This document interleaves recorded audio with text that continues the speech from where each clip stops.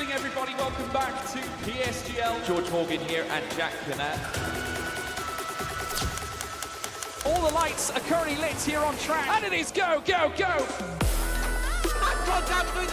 Donoso with a crafty manoeuvre up the inside. Masterclass from the Chilean. Crucial championship points on offer here. Do not count out Danny Beresne. Longe has done the job. This is for the win between these two. Freddie Rasmussen wins the United States Grand Prix. Alfie Butcher wins for the first time ever. Lucas Blakely takes the championship. It's Barry Foreman. Jarno Opmeer is your champion.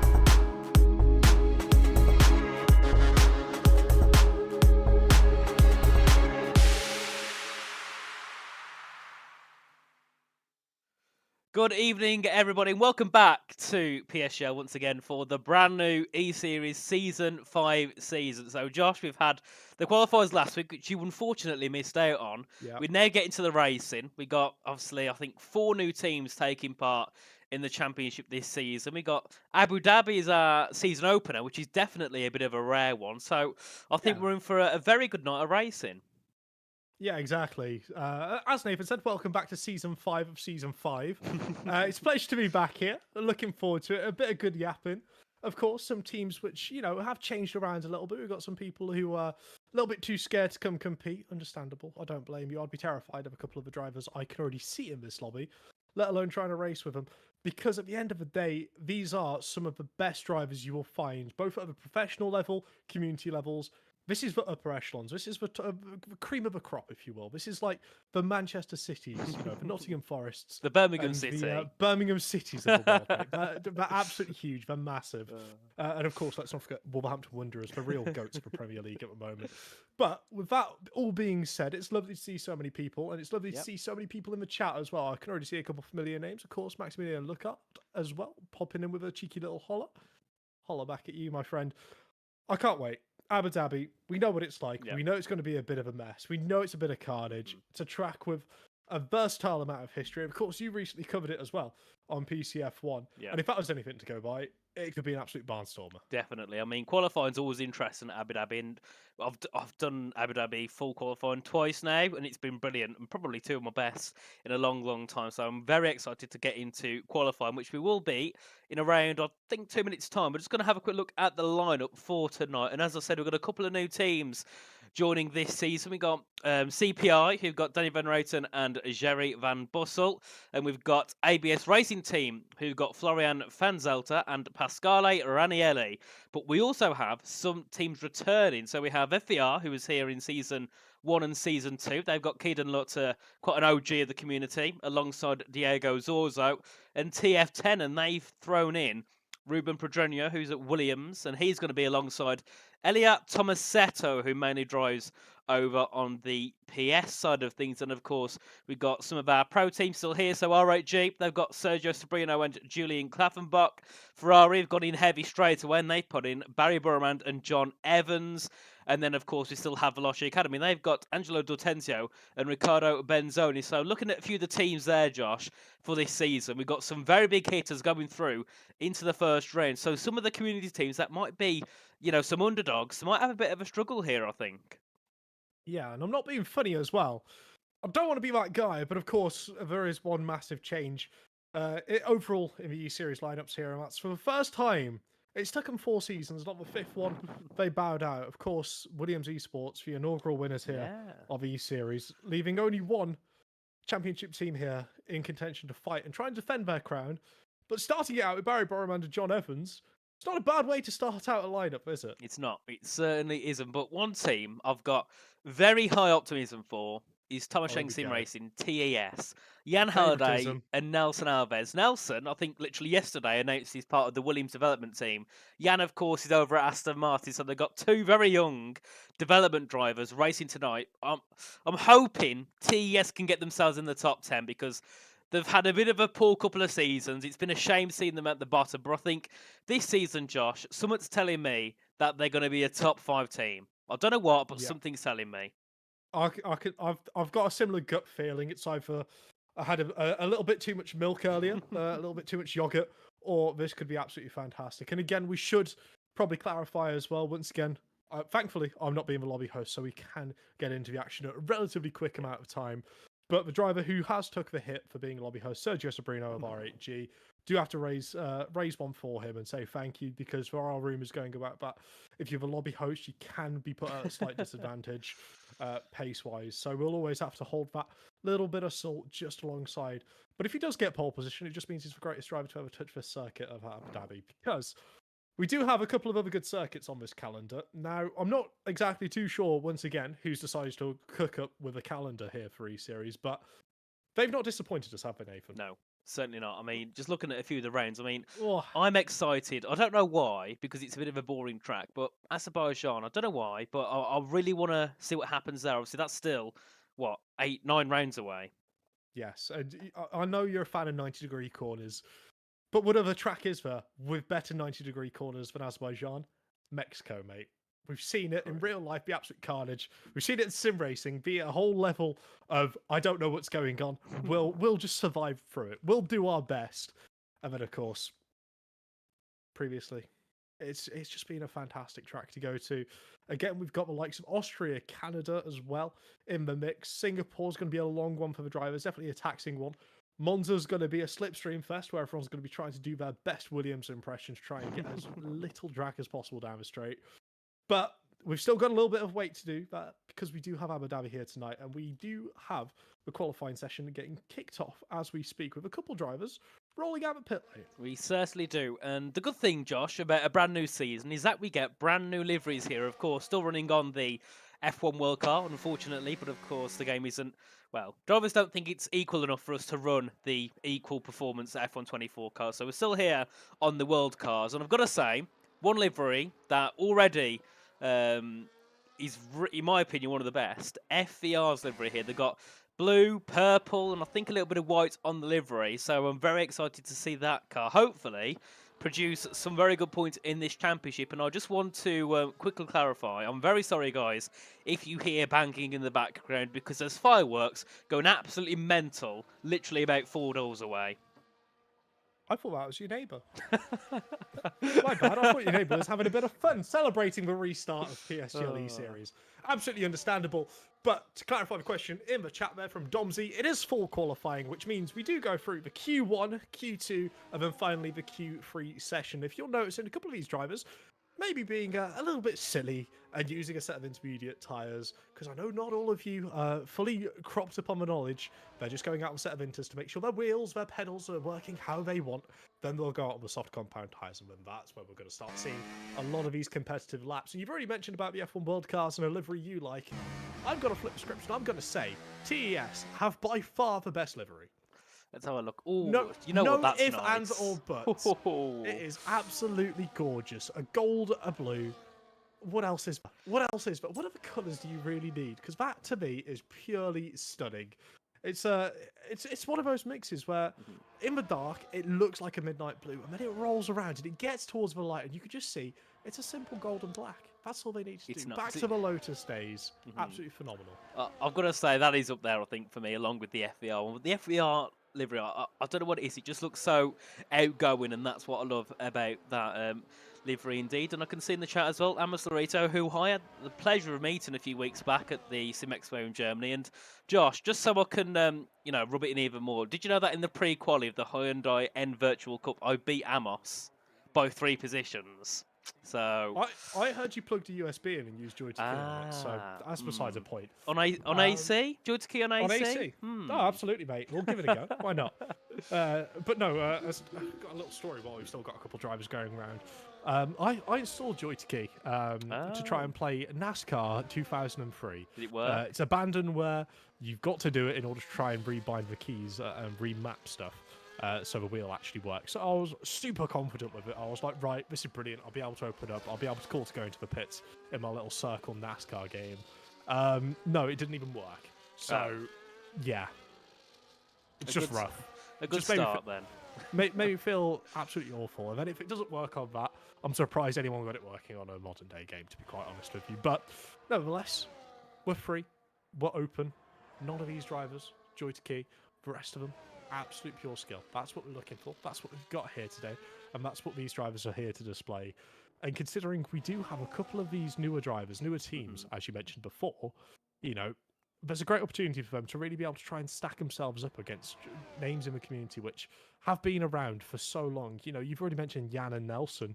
Of course, Barry Burman's here, of course. Last year's Formula One Sim Racing Constructors Champion. One half of them, I should say. And then you've also got names. You've mentioned Zorro. John Evans is, again, no slouch. Lenny Papinta, Angelo D'Ortenzio, Riccardo Benzoni, Julian Klaffenbach, Ruben Drano. There's so many names here that you can really put your, hand in a hat, pull them out, and it's a 50-50 whether you've got a new gun or one of the old school, top quality, proven aspects of F1 sim racing, and that is fantastic. Certainly, but one driver I'm keen to see how he can do this season is Key Dunlop. I mean, Keen's been here way before me and you were here, Josh. He's been here since, I think, 2018, 2019, racing. Never got to esports, but has always been so close. And I commentated him on the last game, F1 23, in a different championship, and he did very well, considering at the time he only just got back into the game. So it's nice to see him back here on F1 24, racing at the top of E-Series. I'm quite interested to see what he can do here for FBR, and I'm sure he'll be there to bring them home a lot of points here in this championship. But also, I think a team that we've got to mention at one point, Race Clutch. Last season, Josh, they were, in my opinion, the team of the season, personally. They didn't win it, but they were so close. And you've got to remember, Ferrari were using esports drivers. Race Clutch have 0. Literally 0.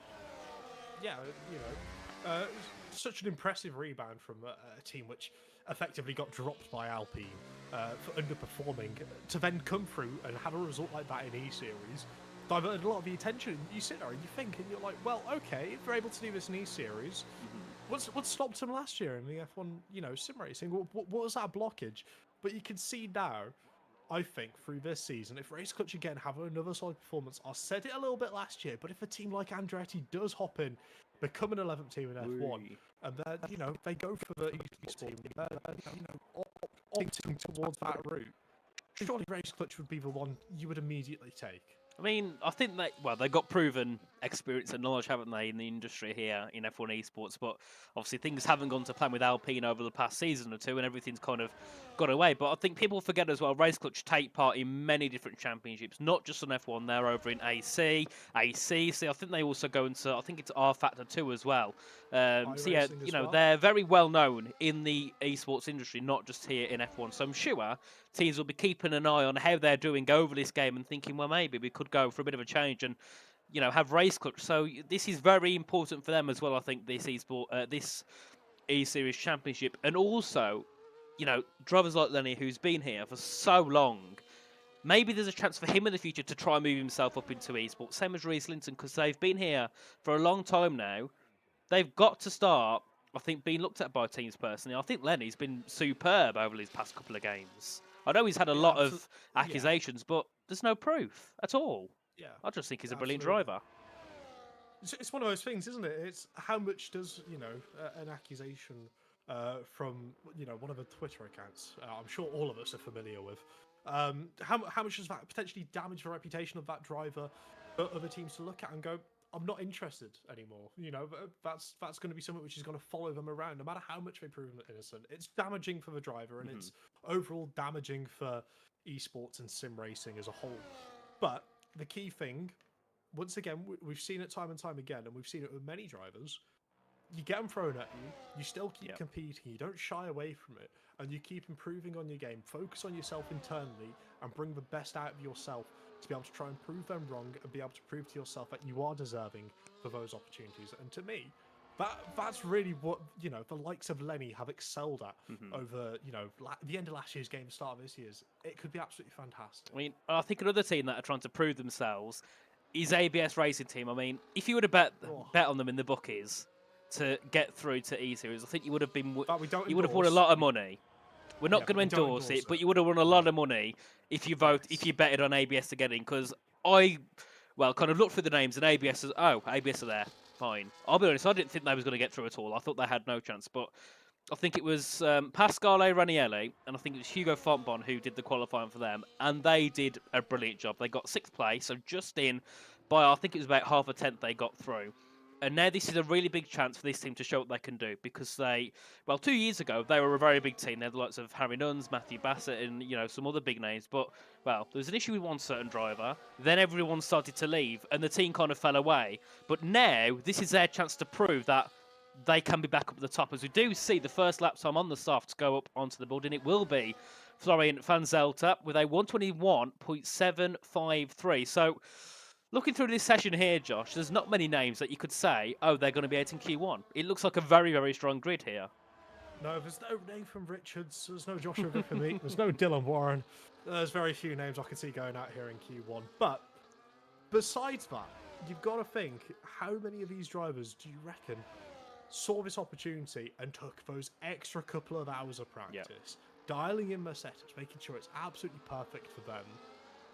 Because to me, you know, if I had the opportunity to race against a Barry Burman or a John Evans, and I was at the level of, let's say, like a Florian, for example, I would want to do everything in my power in that first race to be able to put my foot down and show people that, about half a tenth we got in through qualifying, that wasn't truly representative. We're not going to be the bottom team. We're not going to be the State Kick Sauber of the Formula 1 world.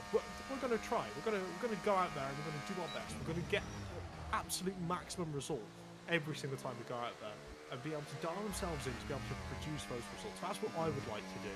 But of course, that all depends on how much time they've got. A lot of these drivers, you know, do have part-time jobs, still in education, so they can't fully commit 24 hours a day to sim racing like ourselves, maybe. I mean, it's just not built like that. Exactly, certainly. I think another team that will also be looking to try and get us the best. Well, every team will be going for the best results, but I think a team that might definitely be putting in lots of practice, a CPI, who also been a team which have kind of just been here in PC. I mean, I think on PS and Xbox they're a very big team, but on PC they're kind of just there. You know, they're 10 when they can, and they don't always bring the biggest results. But Danny and Jerry, a very strong lineup of players. We do see Danny go up into second. They was the ones who qualified to get them into E-Series, and Jerry straight to the top there with a 7-2-1. This team also, if they can run Danny and Jerry every week, they're definitely going to be on points.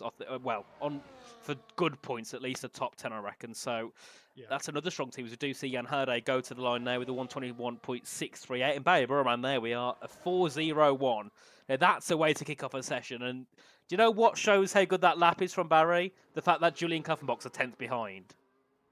It's ridiculous, isn't it? Because we look at a lot of these community teams, they're phenomenal.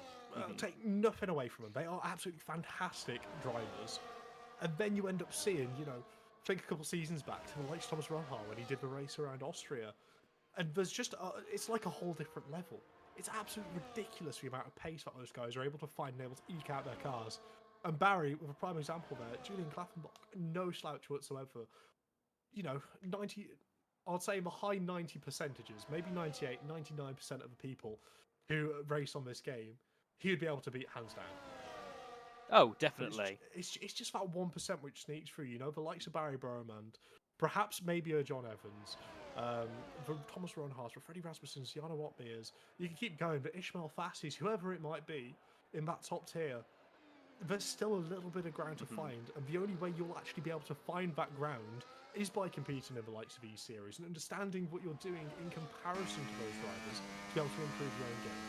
Definitely, as we of course have our first laps done. Well, most of our drivers have got their first laps completed in Q1, and we do have Danny Van Reyten and Pasquale Ranieri currently in the drop zone, P16 and P17, along with Sergio Sobrino, Angelo D'Ortenzio and Ruben Pedreño, and those guys will be heading back into the pits, I believe, to go again with only just under 5 minutes to go, as Sergio nearly hits the pit lane wall on the entry. That would have been not ideal for the RHG team at all. So he'll enter back into the pits and he'll have to go again, as we do see Julian Klaffenbach retire on a 5.20. He thinks he'll be safe. I think we all know that that will be a safe time. But what a lap time there from Elia Tomasetto in P5, ahead of John Evans for TF10. Yeah, absolutely phenomenal stuff. It's good that we're seeing a couple of these teams get a little bit of a mix-up. You know, we were sitting there talking about Ferrari Race Clutch, but there's still a lot of names here which could potentially, I don't want to say cause an upset, because that feels a little bit disrespectful, but at the same time, there's not really another term I could use for it, you know. You look at the likes of Riccardo Benzoni, and he's pulled out some absolute worldies before in the past. Think back to when he used to race for XRC, who unfortunately couldn't make the qualifying, so again, another team which will be missed, but there's a lot of these drivers throughout the grid who you can expect to get a good lap time on the board. They might not necessarily have the race pace to carry up with, you know, qualifying in the top 5, top 4, but they do have a potential to get there, and as long as you're in the mix, anything can happen in sim racing. We've learned that a long, long time ago with safety cars, virtual safety cars, pit stop strategies, you name it, anything can happen. And that's part of the beauty, especially around a circuit like Abu Dhabi. Let's not beat around the bush. It's been known for a couple safety cars, to say the least. Definitely is a little bit confused there, as Pasquale Ranieri went out of the pit lane, did an outlap and came straight back in with just over 3 minutes to go. I'm not quite sure why he would have chose to just go for an outlap, unless it was to scrub the tyres or unless he was on used tyres. I'm not sure why he would have chose to go out there, but yeah, that will be what ABS would have wanted Pasquale to do, I would imagine, as John Evans also retires on the 121.581. We'll see, does Elia follow suit? So I'd presume he would. And there we are. So Ellie will also retire from the session. So 7th down. So 14 drivers here will be looking to try and make their way through into Q2. I don't think any of the top 5 will really be that close at all to elimination. But all these 7th down are certainly going to be right on the cusp. I mean, Keedon to Diego, P7 to P14. A 10th and a half. That is a really small gap for what? 7 positions. That's without, you know, Sergio, Angelo, and Ruben. Yeah, 3 big names. Like, we can expect those guys to at least get up there and try and get a bit of a mix on with like Keedon, John, Elia.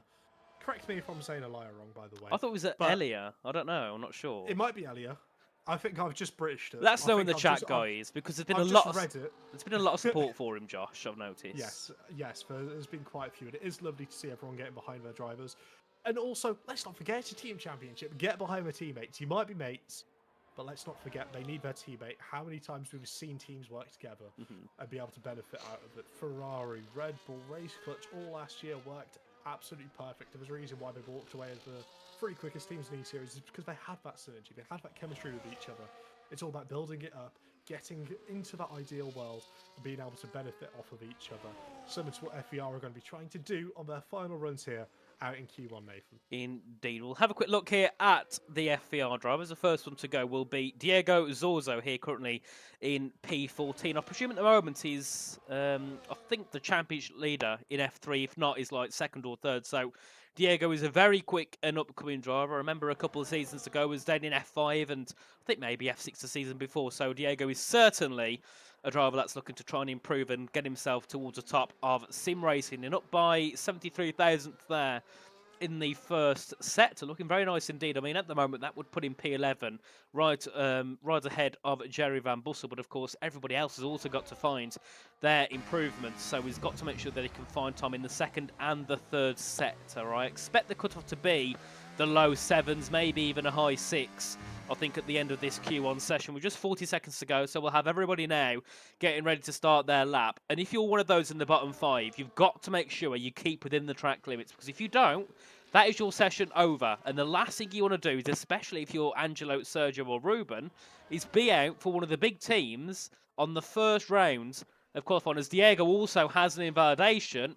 That might be his session done here, just because of that one slight mistake. It could be, and it is absolutely heartbreaking, isn't it, to be honest with you? You know these drivers are capable. Maximilian correctly put in chat, he was part of PSF1. He's a very quick driver. Unfortunately, he's not being able to show it because of that invalidation, but his teammate's heading up towards the line now. Let's see where Keedan's going to be able to put the car. He's not able to improve as well, so that's going to be P7 for Keedan, but we do have many other cars coming up towards that final sector, so we'll have to keep an eye out as Ruben puts himself up into P4, as you would expect from a TF10 driver. Brilliant stuff. Definitely, as we do have Danny Van Rooten here, heading through into water final corner now, currently in P17. He needs to find a couple of attempts to get himself through, and he will go into P14. That might not be that safe. What about Fanzelter?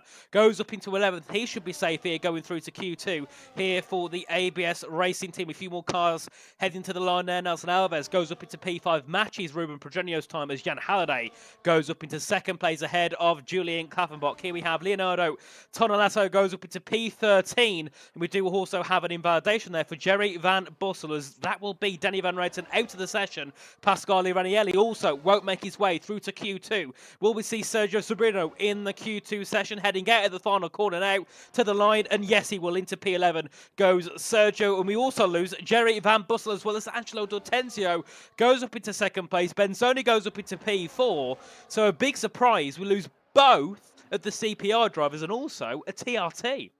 Yeah, that could potentially have huge implications for the start of this championship, especially trying to get the momentum rolling and getting everything off the ball and being able to get yourself a result straight out the gates. It's what the drivers are going to want. It's what the teams are going to want. As Zorzo here is going to come across the line to round out this Q1 session. But let's be quite frank here, guys. There's no Yana up there, right? No. Let's stop beating around the bush, right? In chat, if a person comes in asking for Yano, just politely say no. Don't say, oh, can you not read the names? It's okay. Everyone loves Yano. That's fine. It's understandable. He's currently going away. He's finished filming The Hobbit in New Zealand. He's now in South Korea filming a new hit documentary. Oh, is he? Yeah, he is. He is. It's surprisingly very, very good from what I've heard already. For a couple of the critics. Wait for it on Rotten Tomatoes. But of course, you do have to say goodbye to the 5 drivers. But one thing we should probably keep, just as a slight mention, Barry doesn't seem alone at the front of the field. He's not sailing away. Yes, he only did 1 lap, but Angelo was right on his tail. Halliday was directly behind him as well.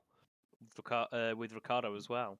Yeah, they're not alone. So perhaps this pole position might get a little bit spicy in Q3, but that's, of course, if everyone's able to keep it on the track in Q2 and get themselves a valid lap time, which is good enough to get them through into Q3. But it shouldn't be now too long before we see a couple of the drivers start to roll out. Because, of course, 15 minutes, they've got a little bit of a window of opportunity here. You can go and put a scrub set of tyres on, go get yourself a cheeky lap, try and save a set to get through into Q3. But given how close the rest of these drivers are, you won't really be able to save a set, to be quite honest, will you? Definitely not. I mean, I'm just looking in the chat there, and I can see Timon being a little bit sarcastic, saying that's a nice lap from Florian because he was 6.5 tenths off. I mean, to be fair, Timon, it was a brilliant quali from SRC, wasn't it, this season?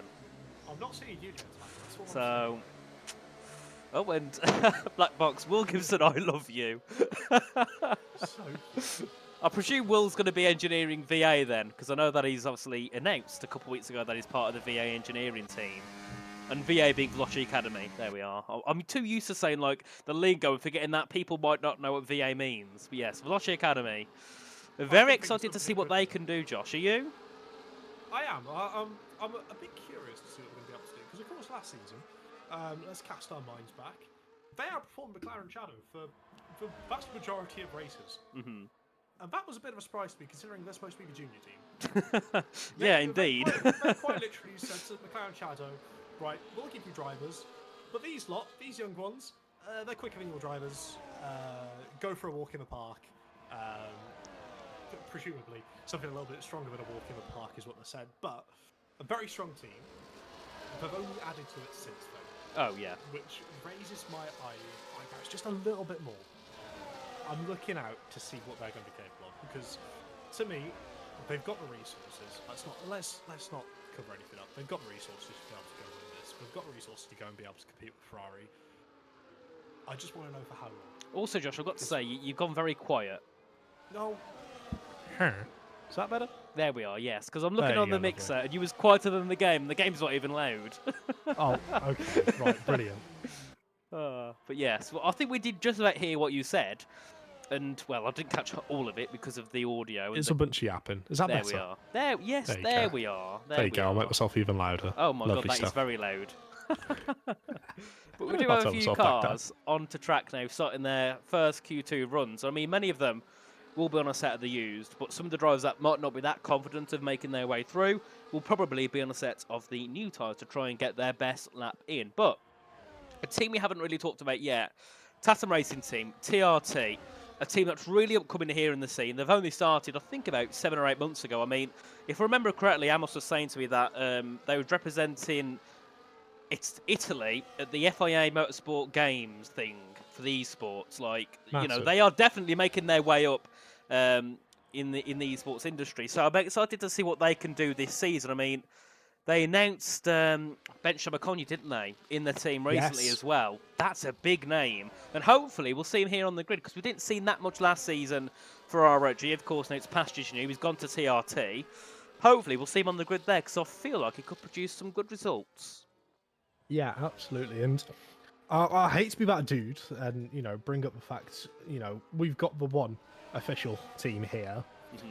But do you reckon that's going to have some sort of implication, right? Because the rest of the teams, they've obviously all packed it up, getting ready for F1 sim racing, mustn't be far away at this point, right? Yeah. And Ferrari, they've still got Barry running round. Is that going to be a benefit, do you think? Well, I mean, of having him still be, you know, racing here and there. Of course, PSGL F1's come to a stop. It won't be long until WR's Tier 1 wraps up. I think we're on the final round. Yeah, we are. Yeah, exactly. For me, I think keeping Barry in some sort of active race, it can only be a benefit. Oh, definitely. I think Keeping him fresh, keeping him energized, I think this could be a very clever play Ferrari have done. Yeah, definitely. I mean, obviously, on the grand scheme of things, E Series is not going to be a priority for Ferrari on on the whole, because it's not as big of a championship. They're not going to gain much from it, but they won in season 2, they won in season 3, they won in season 4. There's that mental aspect of just wanting to keep winning and winning and winning, and they're not losing because they didn't put their best drivers in. So just say a few rounds time, Ferrari might choose to put Camel in, might choose to put Dylan in, who might not be at the pace of course, Barry, John, and Nico. But just say they start to fall back a bit, they could just put Barry, Nico, and or Barry and John, Nico and John, get a couple of, probably double podiums, double top 5s, and move their way back up again. So they've got that security, which many of the other teams haven't got. I mean, R8G, looking at their lineup this season, I don't think they've got any esports driver on their lineup at all. They're just choosing to develop their development drivers and put them into a position where maybe the season after next they can try and move their way into a main seat.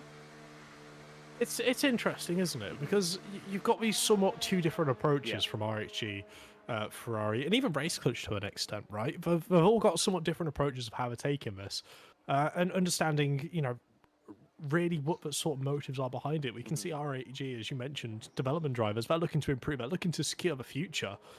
Well, Ferrari, I think they want this 5th title.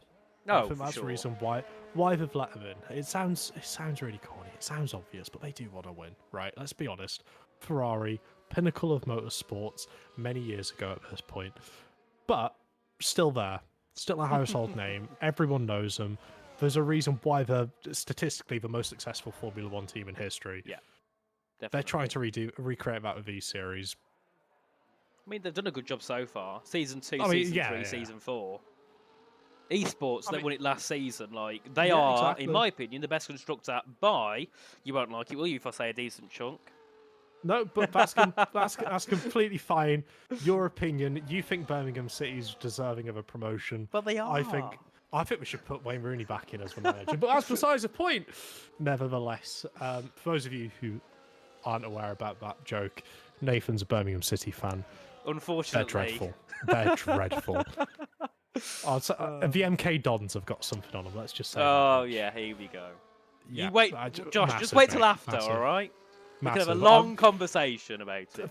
Yeah, for that during this ad break, by the way, we will just be yapping about football, and I will just be winding him up. So if he ends up coming back after the ad break and he's really angry and he's frowning, it's because I've just said how much money did you Bellingham make you? Yeah. Okay, Unlucky. we'll leave that. We'll leave that to rest. Oh, but guys, let us know. Q2, what other teams you want to see go through? And I don't just want to see everyone put race clutch Ferrari. I want to see all of them Come go on. through. I Wanna see- can't, but Right, okay. Go on, to throw more dirt on them. Go for it. who doesn't want everyone? Who doesn't want every team to go through? I mean, I would love a double TF10 top 10 in my opinion. Okay. I mean, okay. they've been here for so long. They missed out the last season, but you remember back in season 1, I remember there was one drive, and it was from Dylan Warren. It was Wet Canada. Massive. I think it was Wet Canada. He started like P9. He finished second, and it was like Wet Canada on F122 with no traction. Like, I remember that result for a TF10, and also, I think everyone forgets the GOAT, Max Wiesel. We need him here this championship. TF10, please I miss him. put him in for a race. I'd love to. What a guy. I miss Max. He's brilliant.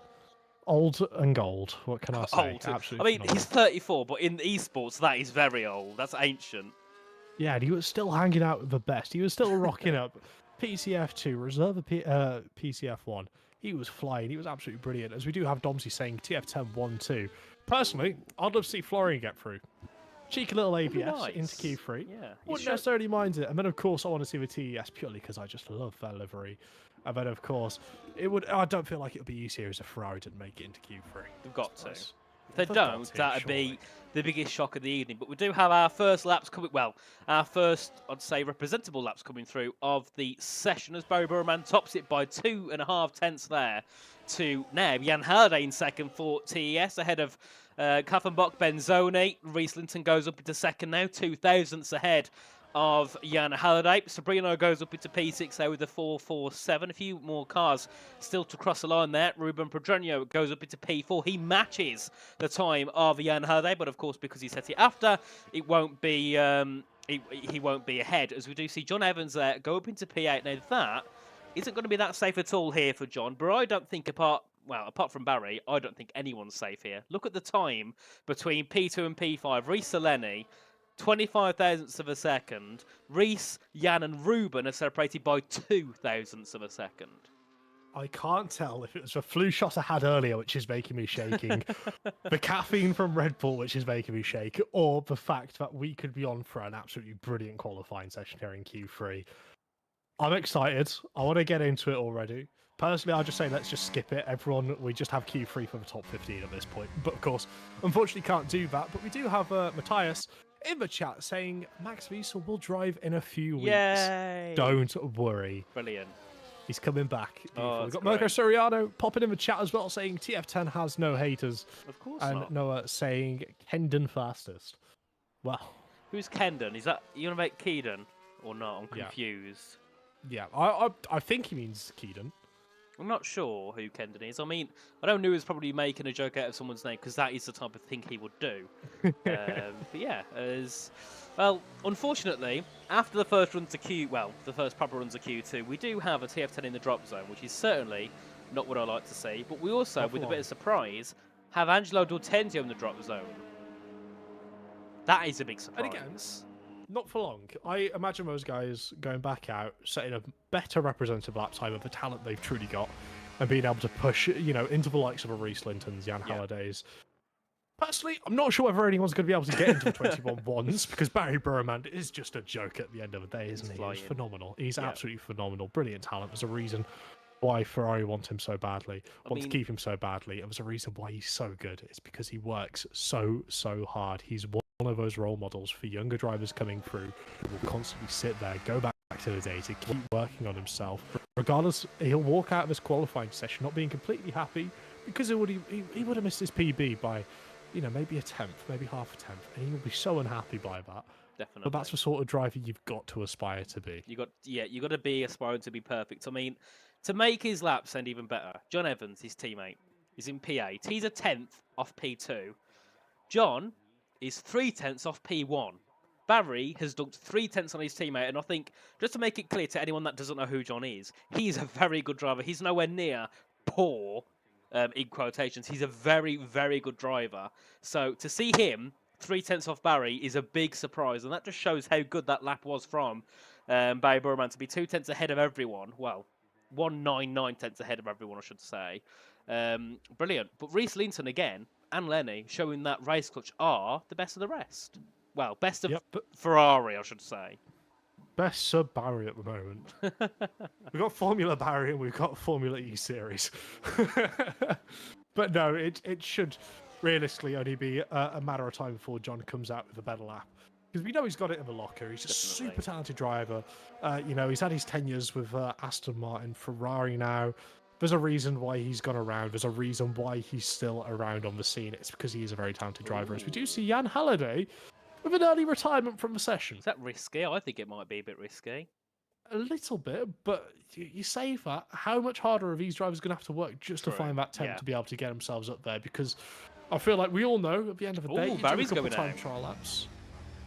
Oh, is Barry just trying to flex on people? I think he is. I think he is. Dear. I mean, running the Kimi Raikkonen 7 on his car as well. It's just cold. I think he knew that he had the pace for tonight, I reckon. Only, you know, I think he barely knew he's got the pace because so far he's been flying, absolutely flying. I mean, he's top to Q1, he's top to Q2. If he could do it here again, top Q3 and win the race, then he would have had a Grand Slam. And I think that might have been the first ever in E-Series.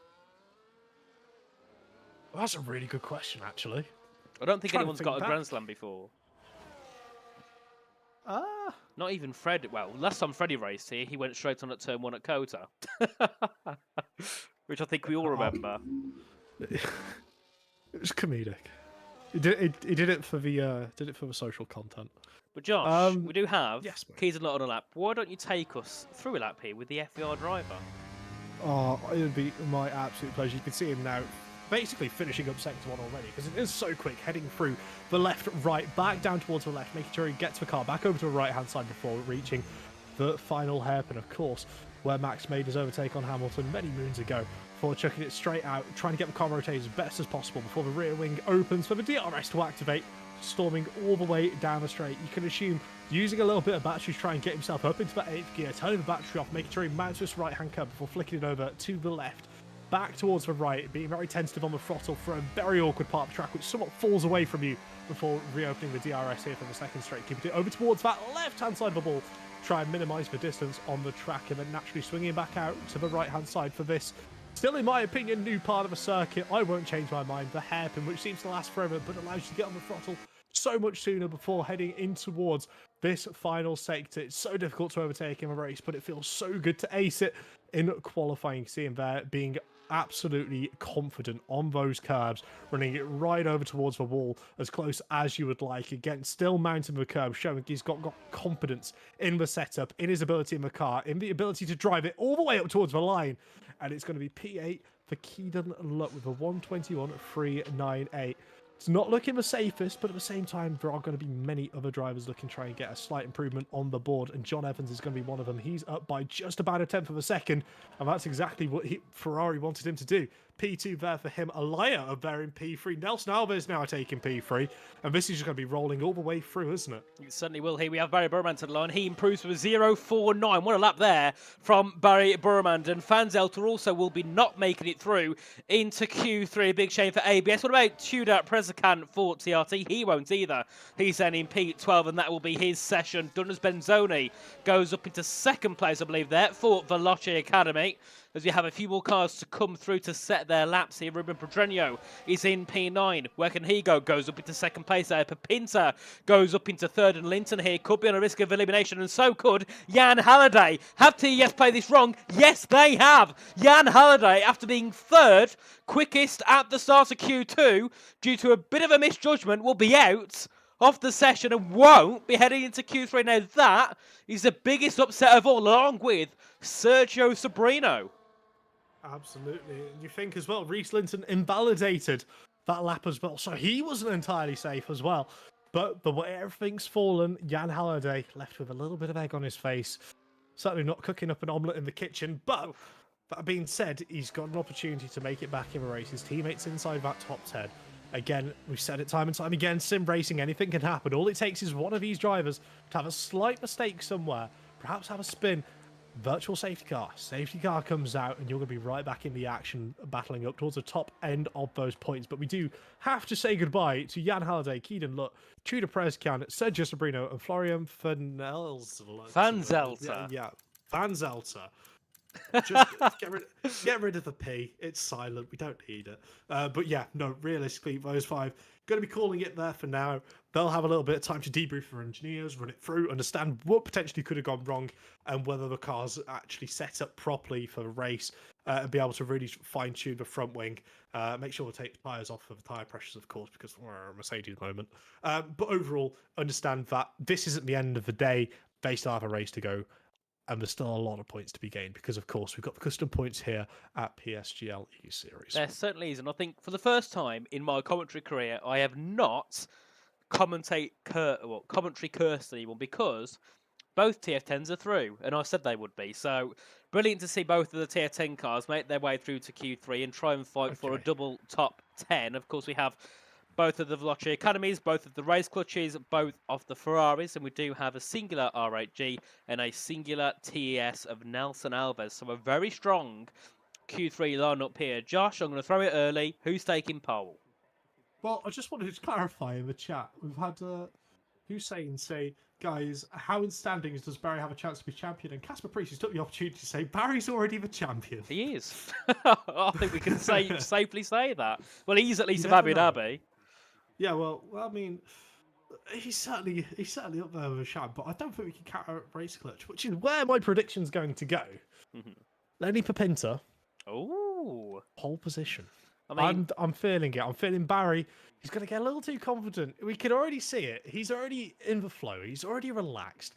He's clearly having fun out there. Used a new set of tyres, having a bit of a meme. But I reckon Lenny might just be able to crack down on it. It's going to be close.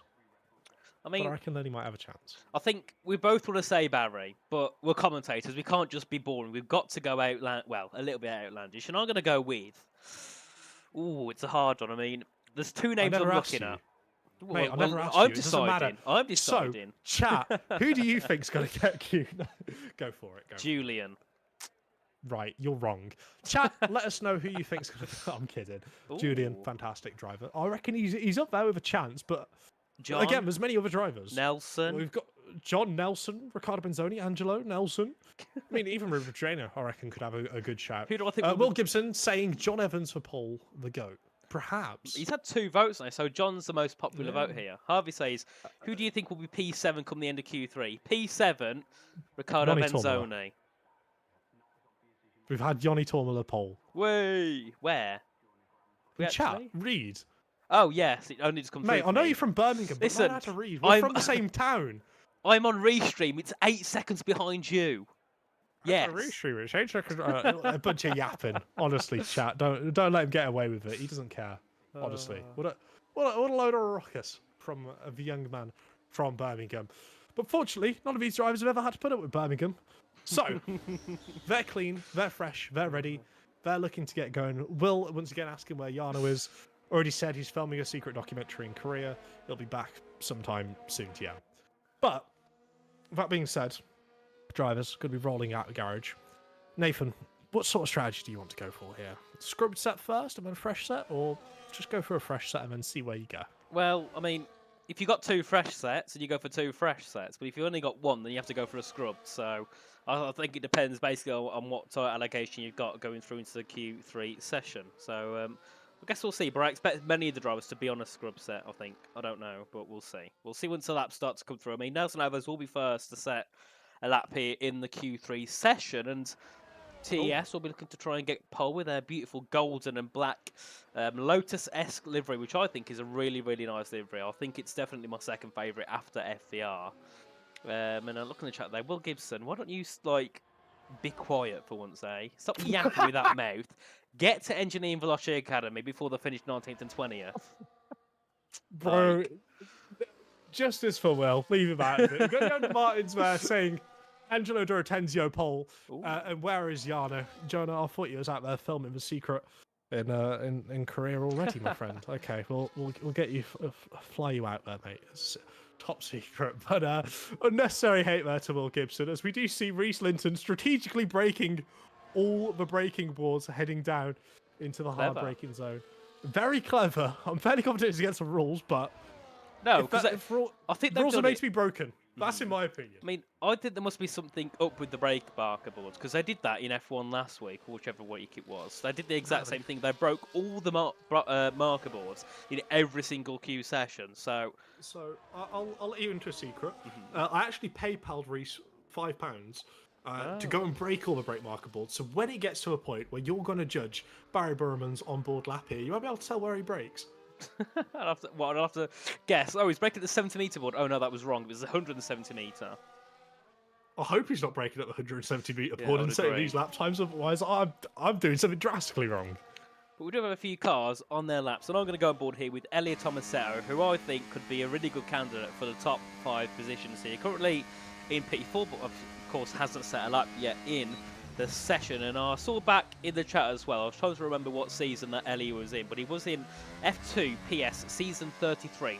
That is rather a long time ago indeed. So Ellie is also, I suppose, an OG of the community to an extent. So we'll see what he can do here on this opening run. Heading into turn number 9 now, a decent line into there. Of course, wants to run it wide on the exit and hit the curb as you head your way around into turn number 10, 11 and 12. A horrible braking zone here. Try not to lock up and lock the rears as you head your way through. And Nelson Alves sets the first time there. That will be on used tyres of 22.113, which should be in the low 21s.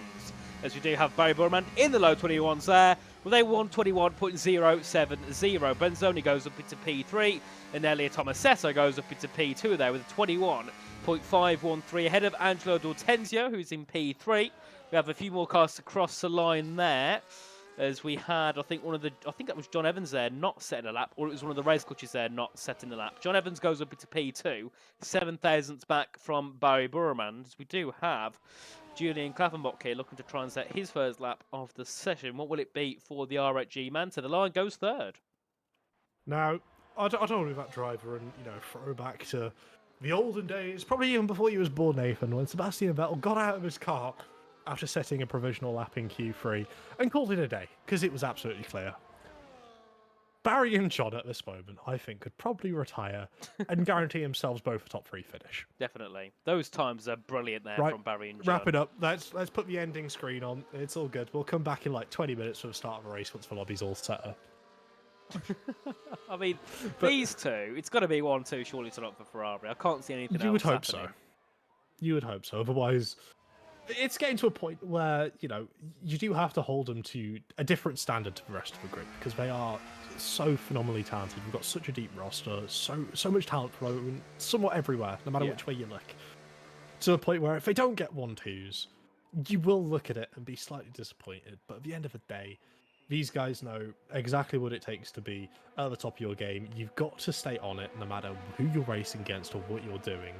As Mirko says, I've gone for the almighty jinx. And I'm absolutely trying to jinx it because, of course, nothing would throw a little cork in the bottle if, let's say Eleni Papinta got pole position and my prediction was correct. No surprises in Q3 except Barry. No, I thought Barry was supposed to be taking it easy. I thought he was looking for a last to finish sort of race.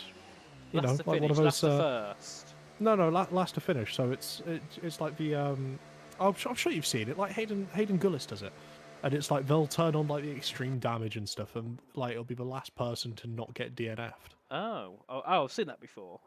Yes. Someone asking in the we got- chat to us, oh, Josh. yes. Answer the question. Yes. You're better than me. I'm saying, commentators, if you see my message, I do. So thank you for being here. Can you tell me how many championships did Barry and Jarno win till now? Whoa, Yano's got 7, hasn't he? 7 here at PSGL. 2, I want to say. In esports. 3 in yeah. WR, I think. Barry, I'm Yeah. not quite sure. He's got the constructors with Ferrari last year. He helped. He was teammates with Lucas, wasn't he, when Lucas won? Yes, 20. Yeah, Yeah, McLaren. but they didn't get the constructors there. No, But Red Bull we'll did, give him didn't half they? a drivers' Was championship. it for Red Bull that won it there? Yes, of course it was, mate. Red Bull's massive. Trying to think what else now. And I don't know whether he's Yona actually... probably knows more, I think. Yeah, I mean, he's won every single E series he's took part in. Yeah, that's true. Season 1 they 100% wasn't win here, ratio. of course, was they? Yeah, McLaren did did. win it. Oh, okay. Oh, thank you, Yona. So Thank Barry's you. won it. Oh, yeah, because Jonah was the engineer for Barry then, wasn't he, in McLaren? Ah, yes, I remember. The SRC ad, which still has Yona wearing a McLaren top. Need to update that, boys. That's all I'm saying. There's a lot which needs updating, but it's one of those. But yes, yeah, Yano, would I go? Unfortunately, he's not here, as I said. Tormula better. Tormula clear. That seems money for a while. There's only one thing on my grid in F1 sim racing, and it's Yanni Tormula. The Godfather, legend. people call him, don't they? He's more than a godfather, mate. He's a goat. He's a legend, isn't he? He's fantastic. Can I join? Dom, is... Unfortunately, no. But when Josh disappears, I'll get you in. Oh yeah, once I'm inevitably cast back into the shadow realm of Nathan's basement. Oh. It's scary, that guys. Don't go. I have a basement, do I? You do. Oh. I didn't It's know absolutely that. terrifying in there.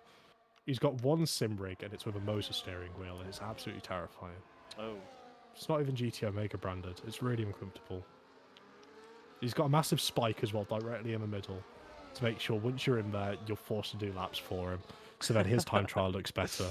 That's what he does with all the drivers. My time trial, Josh, does not look good at all. At all. I'm like top 3,000 everywhere. Someplace I'm like 7,000. I mean, at Monaco, I'm like 10,000th in the world. Right. We're getting attacked for being brothers. Yeah, Liam. We gave you Peaky Blinders. Pipe down, Liam. Behave yourself. Pipe down. Load of rockers. But Load of rockers. oh, all that time, all that yapping has got us to a minute to go in the Q3 session. Barry Burman is going to be first to set his lap, first to try and take pole for the first round of the E-Series Season 5 Championship, and we'll see. Well, I mean, I think Barry's got it all to lose here. He's been top of Q1, top of Q2. He's looking to do it again here in Q3 and get himself ever closer to the first ever PSGL E-Series Grand Slam. So we'll see what Barry can do on this first lap. Josh, take it away. It's going to be Federer-esque if he's able to do it, but of course it's a massive if. You see him now riding the curbs through Sector 1. Full commitment there from Barry.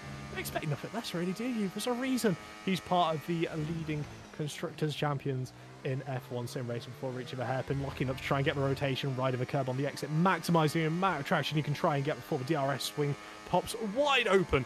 Scorching it all the way down the straight, riding it very nicely in 8th gear. You can still see the revs climbing, showing that he has got brilliant setup on that car. Should probably buy Yona maybe a pint for that one, because it's fantastic so far. You see him riding the curb there once again. Very confident to be able to take those curbs and not worry about the car bottoming out, having any sort of traction issues. Seems very comfortable in the car at the minute, to the point where you could mistake this for just a normal race lap before he chucks it in there to the hairpin, keeping it nice and close towards that left-hand side, minimising the track distance once again, opening it up before approaching the final sector with the double right hand here. Awkward on the brakes, but he's able to get the car rotated in beautifully, keeping it over to the left to minimise the distance once again before flinging it out, letting the car naturally roll itself around. Brilliant stuff there from Barry as he approaches the widened penultimate corner, and then of course the final corner. It's all about keeping it within the track limits here. He's done just that beautifully up towards the line with a 120.8. And now we've got Julian Klaffenbach next up towards the line. He's a slight improvement, but it's still P3 for him at the minute. John Evans is going to be the next one I'm going to be keeping a special eye on as he approaches up towards the line. It's another improvement from the Ferrari driver. But again, it's one of those where it does look destined to be a Ferrari 1-2, unless the likes of Reese Linton, maybe Lenny Pepinta can change it, of course. It's all up to Lenny. Heading towards the final corner here, approaching up towards the line. It's P3 for Lenny. Reese next up. What's he going to be able to cook it with? Angelo hot on his heels. Reese into P5. Angelo D'Ortenzio. I believe that was P8 for Angelo. Yeah. P8 Slightly indeed. unfortunate. But I'll tell you something. If you want an onboard of Barry Burman seeing just how sweetly he drives that car, you're not going to find a better one than that Q3. You might need to mute it, but my word, what a lap. And also John Evans as well, who is also around a 10th quicker than Lenny Pepinta. Brilliant there from the two Ferraris to go 1-2 here in the session. Lenny Pepinta's third, followed by Ruben Pedronio in P4, and Reese Linton rounding out the top 5. And then we'll have Julian Klaffenbach, followed by Nelson Alves, Angelo D'Ortenzio, Riccardo Benzoni, and Aliat Tomasetto, P10. And yet again, Josh, it's looking like it's the Ferrari versus race clutch story that we had all of season 4. Yeah, it's an interesting one. It's slightly different, and again, yeah, it's like it's a very similar sort of narrative, but something feels different. What? It feels like Ferrari have just got that something, and I'm not sure how, and I'm not sure what it is, but it's like they've just again risen to the occasion. Season 5, Yeah. new season, new Ferrari, same old result. They're still pushing the boundaries. They're still getting better and better, and that's a terrifying concept to think about the team, which is already the best in E-Series history, is still getting better week in, week out. Indeed. And, well, we have a little bit of an ad break shortly because we're going to get ourselves into the new lobby. So we'll quickly head off and have a quick chat from our sponsors at GT Omega and SRC.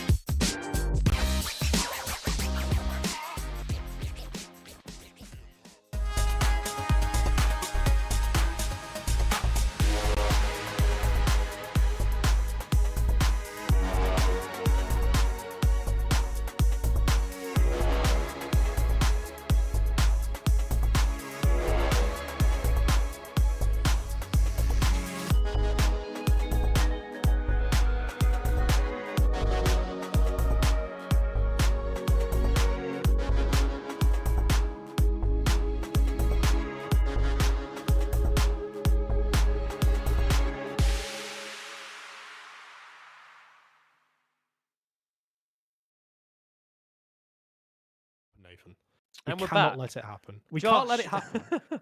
Right, I was just telling Nathan he needs Yeah. to go get a Ferrari jacket on. He needs a Ferrari shirt so he can jinx Ferrari. Because Yeah. last time he wore a team's representative jacket, it was Williams, and both of them had a race to I think forget. they did it let's for the say that much. P19.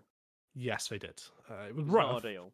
So, in order to try and bring a little bit of balance from Barry and John's domination, because it's starting to bore the chat, we need a Ferrari shirt to be put on. So, anyone at home who has a Ferrari shirt, whether it's in your wardrobe, whether it's on your bed, please put it on and join us in hopefully creating a little hindrance to Ferrari to see whether we're able to get any spicy work cooking up. Because without it, we could just be seeing a DRS train from P1 to P2 and them swapping every other lap. But I feel like we need a hero. Just like what Red Bull did. Yes. Was it round 1 of the season, wasn't Round it? They won by one. like 10 seconds. Yeah, it was Tom Manley and Declan, wasn't it? Yes. Yes, they ended up just running absolute rampant.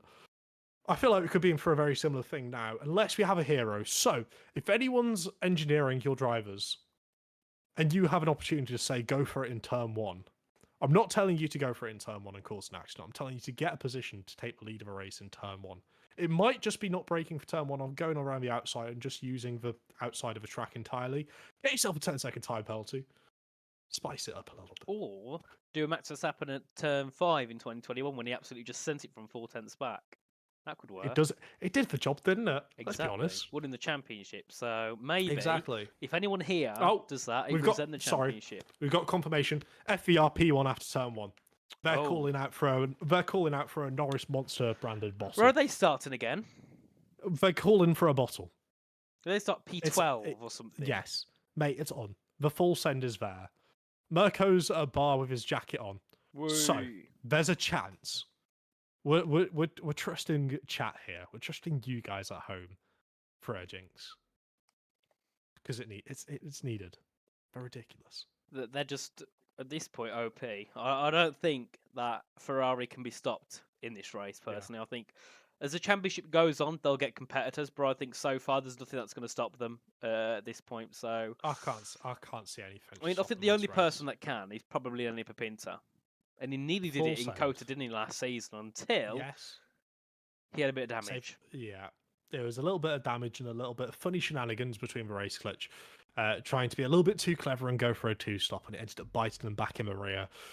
But it's one of those things, lessons learned, you move on, you learn, adapt, and overcome to the situation. You fully Bear Grylls it. Apart from you don't start drinking your own urine, because that's just disgusting, and there's no need for that, even Wouldn't if you are recommend dying. that. Would not. No. But if you are actually like surviving in a desert, and Josh. you're somehow tuning in. Yes, I'm. No. Who the two Right, you've drivers? interrupted my yapping. This better be important. That's all I'm saying. The two drivers we're missing are the Ferraris. Time trials, mate. Time trials. Going for a couple special Oh, laps. they're here. They're both connecting now. Lovely stuff. Oh, right, where was I with my yapping? Yeah, if you are in the desert and you are in a life and death situation and you've decided to tune into E-Series, firstly, thank you. Secondly, hit the like button. Thirdly, subscribe, notification bell. Now go find yourself a way to get out, please. Good idea. Brilliant. Lovely. Because we Glad want to make cleared that one sure up. that you're back for next season. Or well, next week. Next race. season? Next race. Well, it could take you a while to get out of the desert. Don't. Right, Liam, my yapping is inevitable. There's a reason I'm here. Stall for a little bit of time and I'm doing a brilliant job. This time I'm not talking about rodents being put in Formula 1 cars to make electricity. I'm talking about surviving in a desert situation. Nathan, if you could take one driver on this grid Yeah. to help you on a desert island, who would it be? Ooh. You know what? I'm gonna go with my goat, Pesso, Jan Halliday. I don't know why. He's a legend, isn't he? Or Sergio Sobrino. I don't know why. Sergio That's or not- Jan? What about you, Josh?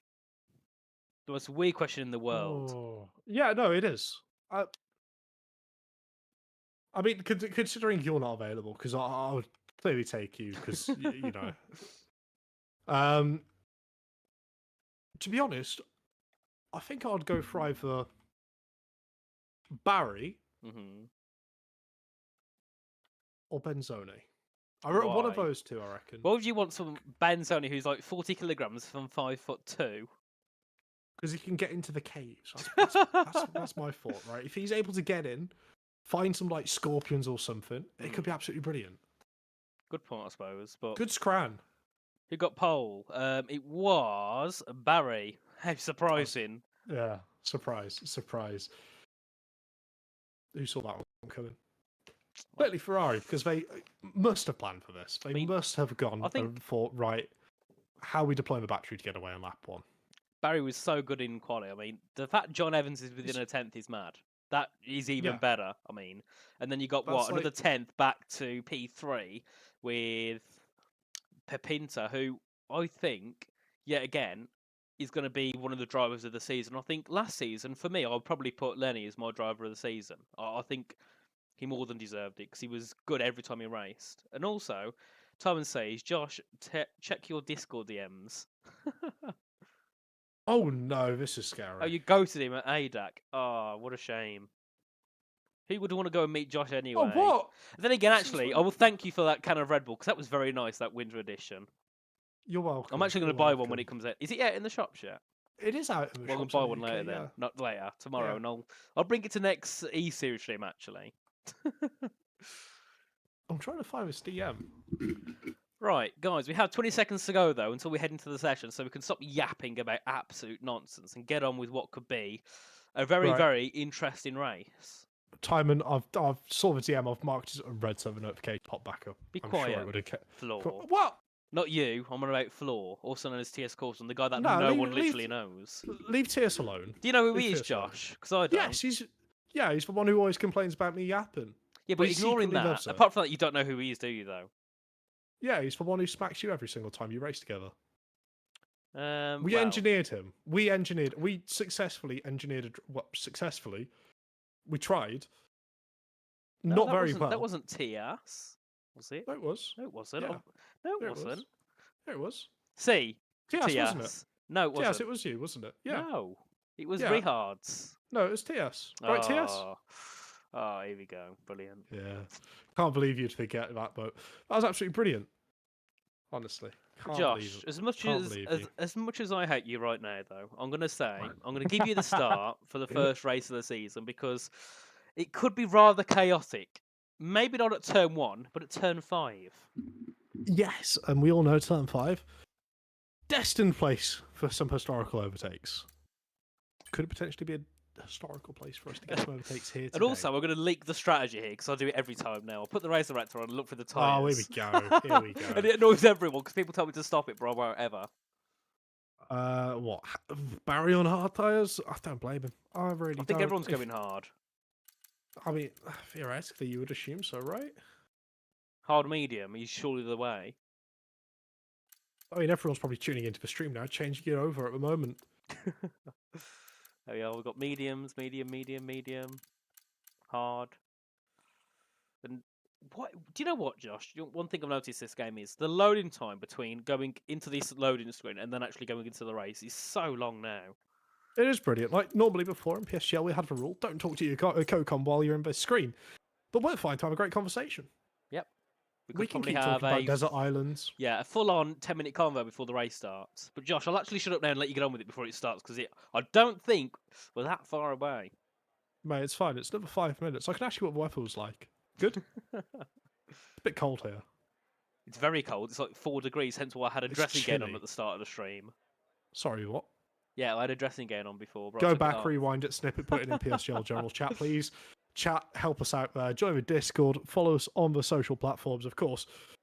I was about to say Twitter, X. Honestly, disgusting Twitter. But ignoring that, we've got the 5 red lights here, and we're about to get underway for the first round of PSGL E-Series Season 5. And we've got a brilliant start there from both the Ferrari cars, with John and Barry pulling alongside each other into Turn 1. Got to perhaps see some Ferrari orders there. Just to hold position to fend off from the lighter Lenny Pinto, Ruben Drano, and Julian Clappenbot behind us. We're all filing through, trying to keep it single file, but we all know before heading down into Turn 5, a couple of these drivers are going to be looking to go towards the inside to make a couple cheeky moves, and we've got Lenny Pinto getting squeezed in the middle by Ruben and Julian before heading back on towards the main straight. Nelson Alves there making up a quick position to get himself up into P6. We've got the Ferraris leading the way, following a little bit of slipstream, a little bit of tow, and Lenny now having to go all the way over to the left-hand side, defensive on Julian Clappenbach as Bruno Drano looks to dance it around the outside of both the cars. He's got past Julian, and he's got the inside line there on Lenny, try and grab him up into P3, but of course, the way the track rolls around, you're going to want to be over towards that left-hand side, close to the wall as possible, as John here is doing a brilliant job of backing the field up to help Barry get out of that DRS window, and he's done a great job of that so far. Before we end up seeing the rest of them all piling through here into Sector 3, where they're going to be forced to go single file because overtaking really isn't too much of an option in this final sector of Abu Dhabi. And before you know it, lap 1 of 29 is practically already done, Nathan. Indeed, and everybody is on the hard tyres apart from TES, who both went on to a set of the mediums, hence why we've seen Nelson and Jan make many positions on the race start now. Jan Halliday up into P8 and Nelson Alves up into P5 for the TES team. And I think there was an issue there for Keaton Lutters. He dropped into P17. I remember him being out in Q2, not being out in Q1. So not sure what happened to him down in the FBR team, as we do see Julian Clappenbach here dropping down to P6 as we head our way down to turn number 5. And Barry's got a 2-second lead nearly. This has been perfect so far by Ferrari to pull that gap and allow Barry just to pull away and keep increasing that gap to everybody else behind us. We do see Danny Van Roten here looking to make a move. The Tudor Pressicans also looking to close in on Sergio Sobrino. Heading down to turn number 6 we go.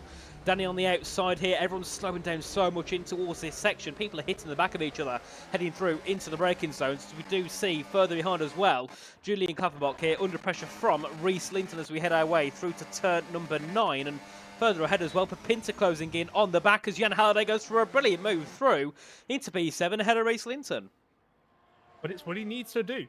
On that medium compounder tyre, you've got to make the most of it now, while the driver's on the hard compounder, on a heavier fuel load, being able to use that extra, lateral grip you've got with the car going through the corners, being able to use the soft compound to your advantage while you've got it, is going to be absolutely critical, because it won't be too long before we start seeing those medium tyres slowly start to wear away and be more competitive with the hard tyres, and then eventually the hard tyres will just be a little bit quicker, hence the reason why we see so many drivers use the hard compound tyre at the start. Because let's be honest, you're either starting on the hard, the medium, no one's going to touch a soft compound tyre in this game. No, certainly not. Unless, I think there's a couple of tracks where you would, but there's not many. I think Silverstone is one of them. But it's very rare, isn't it? Because the soft tyres generally just aren't a good race tyre. I mean, that is why I love F1 23, because you could use pretty much every tyre in every race. I miss having the super soft tyres. I wasn't around then. I'm too young for that. You wasn't born. No, I wasn't here. My word, mate, that's phenomenal. I can't believe you were, what, born in... 2019. I can't even remember when we swapped over the tyres. 2019, wasn't it? No. Yeah. Show tyres. I'm old. There's nothing to Old, show. man. It's just medium, hards, and a couple of That is- mediums. Once the pit stop window opens, we'll pull open the Yes, tyres, don't of you worry. course. Right, I understand you're all using them as engineers. TES on the mediums, everyone else on the hard compound tyres. Everyone's got 2 laps. As John Evan correctly pointed out in chat by Hussein, he's just doing a Valtteri Bottas, isn't he? He's working honouring well. what could potentially be the end of Bottas's Formula 1 career, which I know Connor's very upset about. We will hold a memorial for Bottas over on the social media. Will we? Yeah, at the end of Abu Dhabi. Of course we will.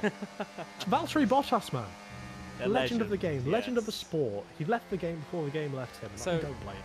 Josh, the gap's now 3.5 seconds nearly. This has been Yep. a brilliant job indeed by John Evans to kind of just increase that gap and let Barry run away and get a very easy, well, we presume, easy victory. So I think even if Barry had a penalty at this point, he'd still get the win if he had a 3-second penalty. So he's doing Yep. well, it's not like Barry's doing an extraordinary job. It's just the fact John Evans is I mean, he holding is. everybody up. He's doing a very good job, Let- but it let- makes yeah, it easier. let's not beat around the bush here. Like, yeah, he's got his teammate there, but he had to get the pole position in order to get this opportunity. He's done that, and he's clearly showing he's got the pace to be able to pull away. Yes, he might be deploying a little bit more battery, but at the same time, he's doing exactly what they need to do. This was clearly the plan from the outset, and as Malone has correctly put in the chat, it very much has somewhat turned into a little bit of a practice session here, as we are seeing a couple of these drivers squabble out for 1 or 2 positions. That being Julian Klaffenbach and Nelson Alves. Nelson on that medium compound tyre, struggling to try and make it work, to try and get back past and try and make a challenge on Lenny Pipin to John Evans, as we do see Ruben Madrano finally getting the move sorted there on John. He's going to be looking to try and chase down Barry, but with a 3.3 second advantage. It's not easy, it's not impossible, It's not. but it's certainly very, very difficult. Let's just put it like that. So far, I'm seeing some brilliant teamwork here by TES, trying to kind of close in Julian Klaffenbach to give Jan Harday a position, and it didn't work. They held Julian for a whole sector, from the end of sector 2 all the way to the end of sector number 3, and unfortunately, there will be no move made for Jan Harday. He'll be stuck down in P7 just for now, but it's been a brilliant race so far here by TES, of course, going for a completely different strategy to everybody else on the track, and we'll see later on, maybe that strategy will work, but of course we've still got a long way to go in this 29 lap race, as we do see Benzona here closing in on the back of Reese Linton, but not making a move into turn number 5, just sitting back in P9 just for now. And you can see as well, Elliot Tomaseo has dropped outside the top 10, unfortunately, after finishing 10th in qualifying. Further ahead, we do see John Evans going back ahead of Ruben Pedronio, and we do see Lenny Pipinta closing in as well, but not close enough to make a move heading through in towards the chicane down at turn 6. And also further back, I'm not sure what happened to Diego Zorzo, because he's right at the back now, and at one point he was like 6/10 back, but now he's closed back in to the rear of Florian Vanzelter. But I think as sad as it's to say, I don't expect we'll see ABS and FVR that much higher in this race. They're really far down. You never know, and I'll always say that, because after the qualifying session from CPI earlier, you probably wouldn't have assumed that trying to get in towards the top 10, but we see Danny currently they sitting in got damage. P12, still very competitive, still looking to try and make a little bit of work. And, you know, you did mention earlier a lot of the cars going into the back of one another, you know, into the braking zones, not quite figuring it out. Perhaps an end plate damage, perhaps a little bit more. But we will have to wait and see for that one to come around, as we do see both of the Loche Academy drivers swap positions. And this time it's Angelo's turn to go on the attack and try and chase up to the back of Reese Linton and put him under a little bit of pressure, because Reese looks like he's going to be trying to get a move there with a very slow Julian Klaffenbach there. Unfortunate for him, he's had to get out the throttle, and then it caused Reese to have to go towards the inside late on the brakes. And he's been able to make that move there. But that was a very sketchy moment there for Julian. Hopefully everything's all right with his setup, but it's not looking an ideal world for him at the minute, and it has caused a gap to open heading in towards P4. Lenny, John and Ruben now find themselves potentially looking to try and pull away from the rest of the field here. Yep, they do indeed. And a bit of an update, Diego and Florian both have end plate damage. That's why they are so far away from the rest of the drivers, as they dropped outside the 1 second gap. But, oh my, what a battle that was there between Reese, Lenny, Reese, Jan, Angelo, Nelson, Julian, who's now dropped into P9. A big shame there for Julian Klaffenbach, and it's not going the way RHG would have probably wanted this race to go, being as they're one of the pro teams, and they're currently P9 and P12 here in this race. It's not been the best start at all either for Sergio Sobrino. Only made 2 positions since the start of the Grand Prix, but someone who's made many positions is Angelo D'Ortenzio. Of course, has dropped a couple of positions on the first lap, but has made them back, and now is sitting in P7 right behind the back of Jan Halliday, looking to close in and possibly make a move for P6. But yet again, race clutch P4 and P5. If they stay that way, we're going to be the team right behind Ferrari as per usual. It's E-Series traditions, isn't it? It is. It really is. And we're seeing, once again, more of these drivers trying to get into squabbles. We saw Julian there make a very late move on the inside of Nelson Alves. We saw Sergio Sobrino back in slightly further back, making a move there for P12. And it's one of those things. Do you want to make the move before the hairpin? Do you want to help offer a little bit of a tow to try and catch up to those cars in front? Because personally, if I was in the shoes of a Reece Linton, my teammate's up in P4, I want to stay as close to him as possible. If he's able to make a move on a Ruben Pedrinho, I want to be able to capitalise on that. And it's a very similar thought going through probably both of the Loche camp and the TES campers. They're all somewhat within tandem, where it will be a bit of a cause and effect. One of them goes for an overtake, someone's going to be pushed offline, similar to what we see Riccardo Benzoni there, trying to dance around the outside of Julian Klappenbach in the hairpin. Unfortunately, not able to pull it off that time. They will just have to sit back and regain order in the single file line, which is known as the final sector of Abu Dhabi. But with that being said, a lot can be gained and a lot can be lost by going for a risky move at the hairpin. It certainly can, as you also do see there, Kidden look right on the cusp of losing that 1 second gap as well to Pasquale Ranieri. It's not been a good race so far at all for the FVR team, who I thought would be trying to pick up some decent points here in this opening round of the Season 5 Championship. Of course, hasn't been with us since Season 2, so it's been a long time since we've seen FVR race here in this championship, and to make Florian's day even worse, he's now got a 3-second penalty for multiple track limit violation warnings. As we do see Danny Van Rooyen make a move on Nelson Alves, and I'm starting to think here, has Nelson possibly got some damage, or if his tyres just dropped off quickly, because he was P5, he's now P11. So let's have a look as he comes past us. Has he got damage on the car? No. So I think he's just losing a bit of confidence, and the car's just not performing the way he wants it to, as Jerry makes a massive send here on Sobrino. I think someone had a bit of damage there, because I did see a bit of front wing fly, but I'm not sure who it was for. And let's not forget as well, not all of the damage is visible. You can obtain a little bit of damage on the front wing, and it will affect your performance in an amount which, you know, is indescribable. It will feel like, you know, you've lost your entire front wing to these drivers with a finely tuned setup and the sort of driving styles they have. But it's absolutely key for a couple of these drivers to ensure that even if they do have that little bit of damage, they're still looking after and looking out for their teammate. And I believe that's exactly what we see Sergio doing there, trying to defend as good as possible. As we see free wide of the final sector, it's one of the first times we see that. Sergio there having a little bit of a half spin. And who's that who's had to rejoin all the way over to the far left-hand side of a circuit? Is that Leonardo? I mean, yeah, it was behind. I mean, I don't know what happened there. Well, I do. Turn 12, Sergio got pushed off the track completely by Jerry. So Sergio goes, you know what? I'm going to do the exact same thing at Latifi corner and nearly push him into the wall. Jerry didn't like that, and they came to contact. And unfortunately, Jerry's got damage. I think Nelson might have done, because he's pitted quite early there. P19 at the moment. He's gone into the pits. And Sergio went very, very wide indeed. So not ideal at all there for Sergio, and not ideal for Jerry Van Bussel either, as we head our way down to turn number 6. And a big send there from Angelo D'Ortenzio on the rear of Reece Linton, looking to make that move work. Reece has to jump the curb and lose a bit of time on the exit. And Angelo does get that P5 complete. A brilliant move there by Angelo D'Ortenzio as we head our way down to turn 9.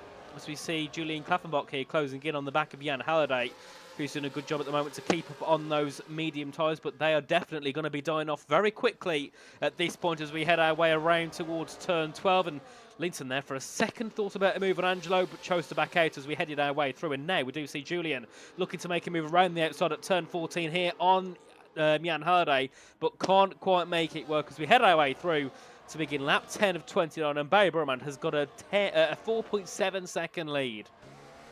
Absolutely, and I think it's going to start getting to a point where we might have to pull some Benzaleum tactics here and get Connor to start finding the drivers for a couple of these instances, just to maybe go out for a nice meal slightly later on.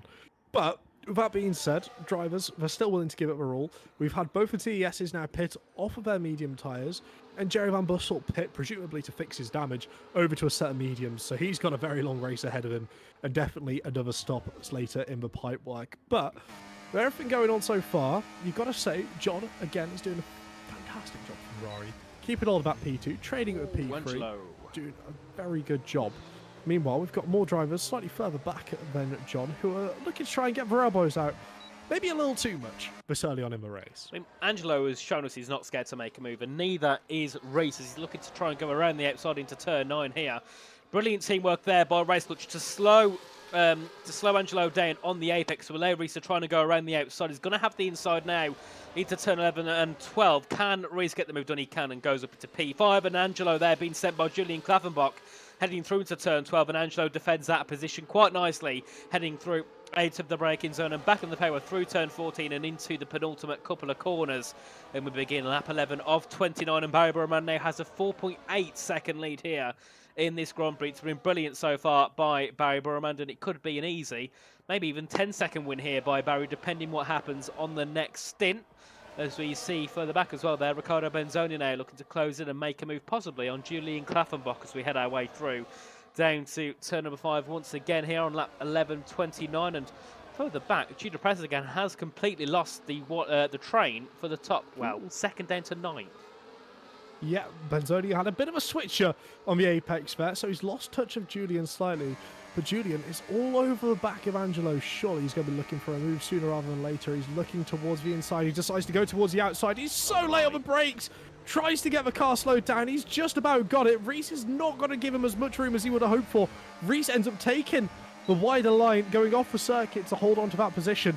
With all that being said as well, V8 are now right on the heels of this battle between Julian and Reese. But Julian gets that position by dancing around the outside, heading into the hairpin. And all that hard work from Laney to try and back one of the drivers off into Reese to help him get a position has all come undone in a matter of seconds. It certainly has, as we just see here. Pasquale Ranieri defending from Leonardo Tonalasso, who's got a bit of damage on his car, hence why he might not be so quick at this point as we head our way through into the final sector. And surprisingly, even though Leonardo's got damage, I'm surprised he's really keeping up and trying to make an attack here on the back of Pasquale as we head our way out of the final corner and on to lap number 12. And Barry now has over 5 seconds of a lead as Florian Van Zelter has another 3-second penalty, so his hopes of I think anything that's related to being in the top 19 he's probably over at this point in the race. As we head our way back down to turn 5 there, we did see Danny Van Ryten looking for a ascent here on the back of Benzoni. Goes for the move, gets P8 away, and Benzoni drops down to P9 as we head our way down to turn 6. But Benzoni's back on the attack. Angelo's going to give him some slipstream down to the braking zone at turn 6. Angelo moves to the inside to stop Danny from making a send, and Benza should easily be able to get back up into P8 as we head our way through. And Angelo's gone a little bit too deep there, I think, Josh.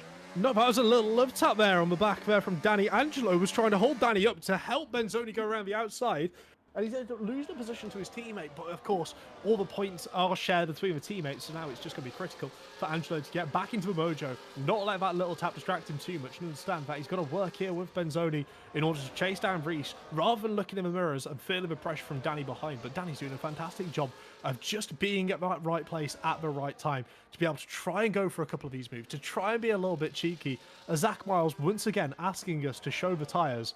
Only difference is Jan Halliday Nelson are now on the hards. Jerry Van Bussel's gone over to a set of mediums. The rest of them all still on the hard compound tyres. Zach, don't worry about it. And guys, we will put the tyres on once we get people pitting, but for now there's no point because only 3 drivers have got anything different to everybody else. The top 17 are all on a set of the hards doing 11 laps, so we will put them on once people start to pit, so we do know the tyre disparity between different drivers. So for now, we'll have it off and we'll have a bit more of our screen to us as we head our way to turn 5 there. Lenny making a bit of a slide on the entry and allowing Julian to close in there, but on the exit, Julian gets a lot more of a poor exit there compared to Lenny. Loses nearly a 10th of a second as they head their way down to turn number 6 again. And Ruben Pedronio, who we haven't talked about that much in this race, still sitting comfortably in 3rd behind the back of John Evans, and Gio Pressacan making a move ahead of Elliot Tomasetto for P10. And of course, Elliot now dropping down to P11. And Sergio Sobrino certainly not had a very good race at all here for R8G. But Julian, of course, dropped into P9 at one point, back up to P5. So he's starting to kind of rework of what he lost earlier on as Elliott goes up into P10 and goes ahead of Tudor. And around, well, up the inside, sorry, goes Sergio Sobrino looking to make that move into turn 10. And he does, and into P11 goes Sergio Sobrino ahead of Tudor Presican. Absolutely brilliant stuff there from Sergio. Seeing the opportunity and taking full advantage of it. It's exactly what you would expect a driver of his quality and his experience to be able to decipher and pick apart, as we are seeing a couple of these hard compound tyres starting to have a little bit of a wobble, especially when applying the traction on the rear end.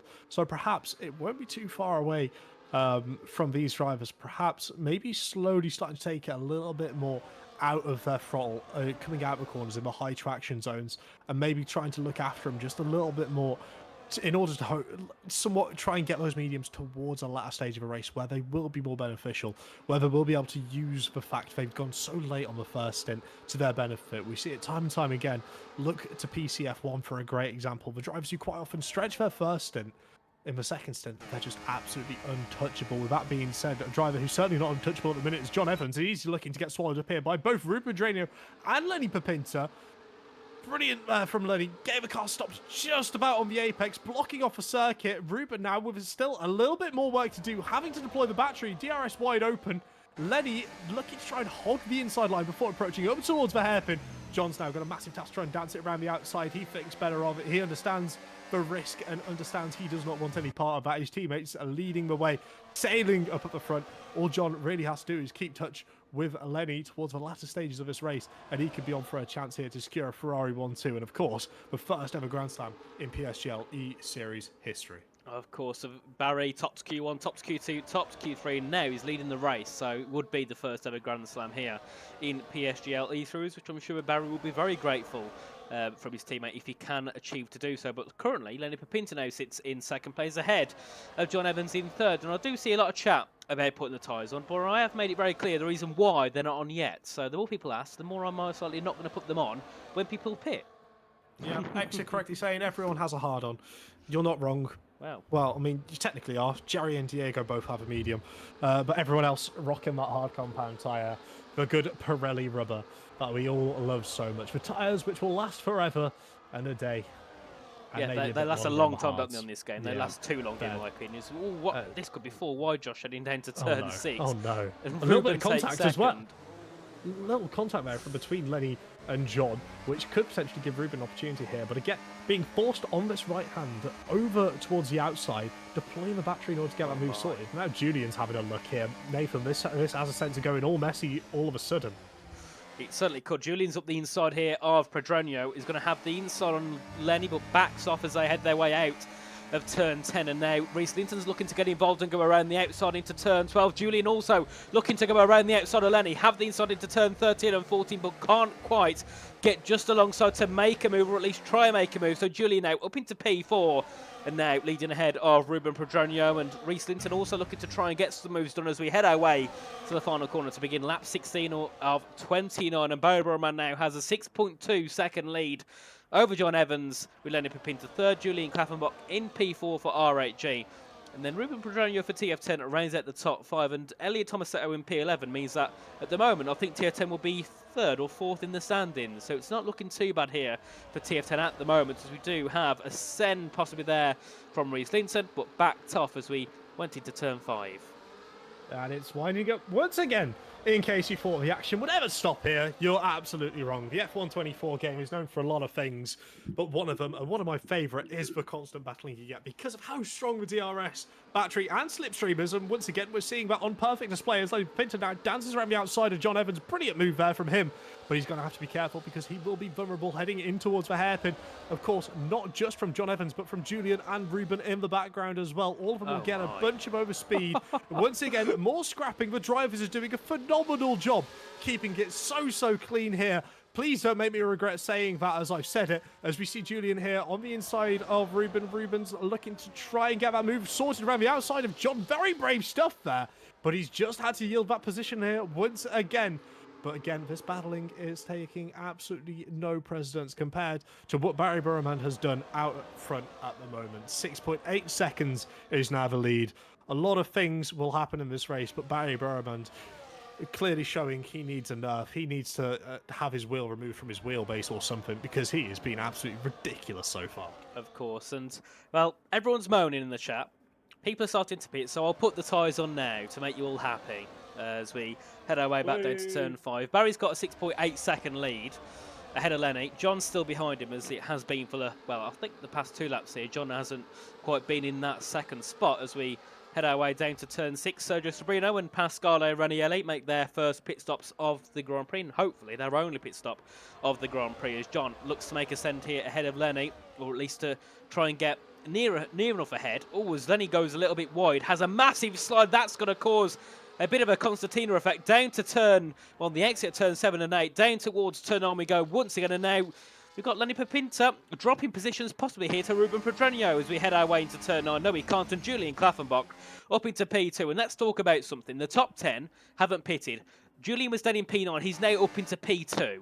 What a brilliant, drive it's been from Julian so far as we head on to lap 18 shortly. Ooh. Barry Burman will lead the way.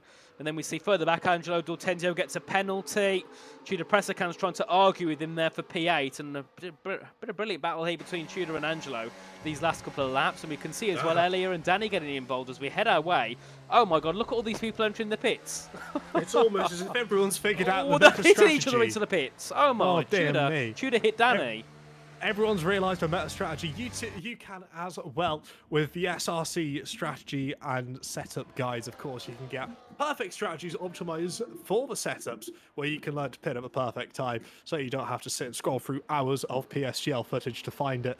But with that being said, let's not take anything away from these drivers who have stayed out. They're going a lap longer, maybe 2, maybe 3, to try and get a tyre advantage towards the end, as we do see fastest laps now being set by the drivers on the medium compound tyre, clearly showing.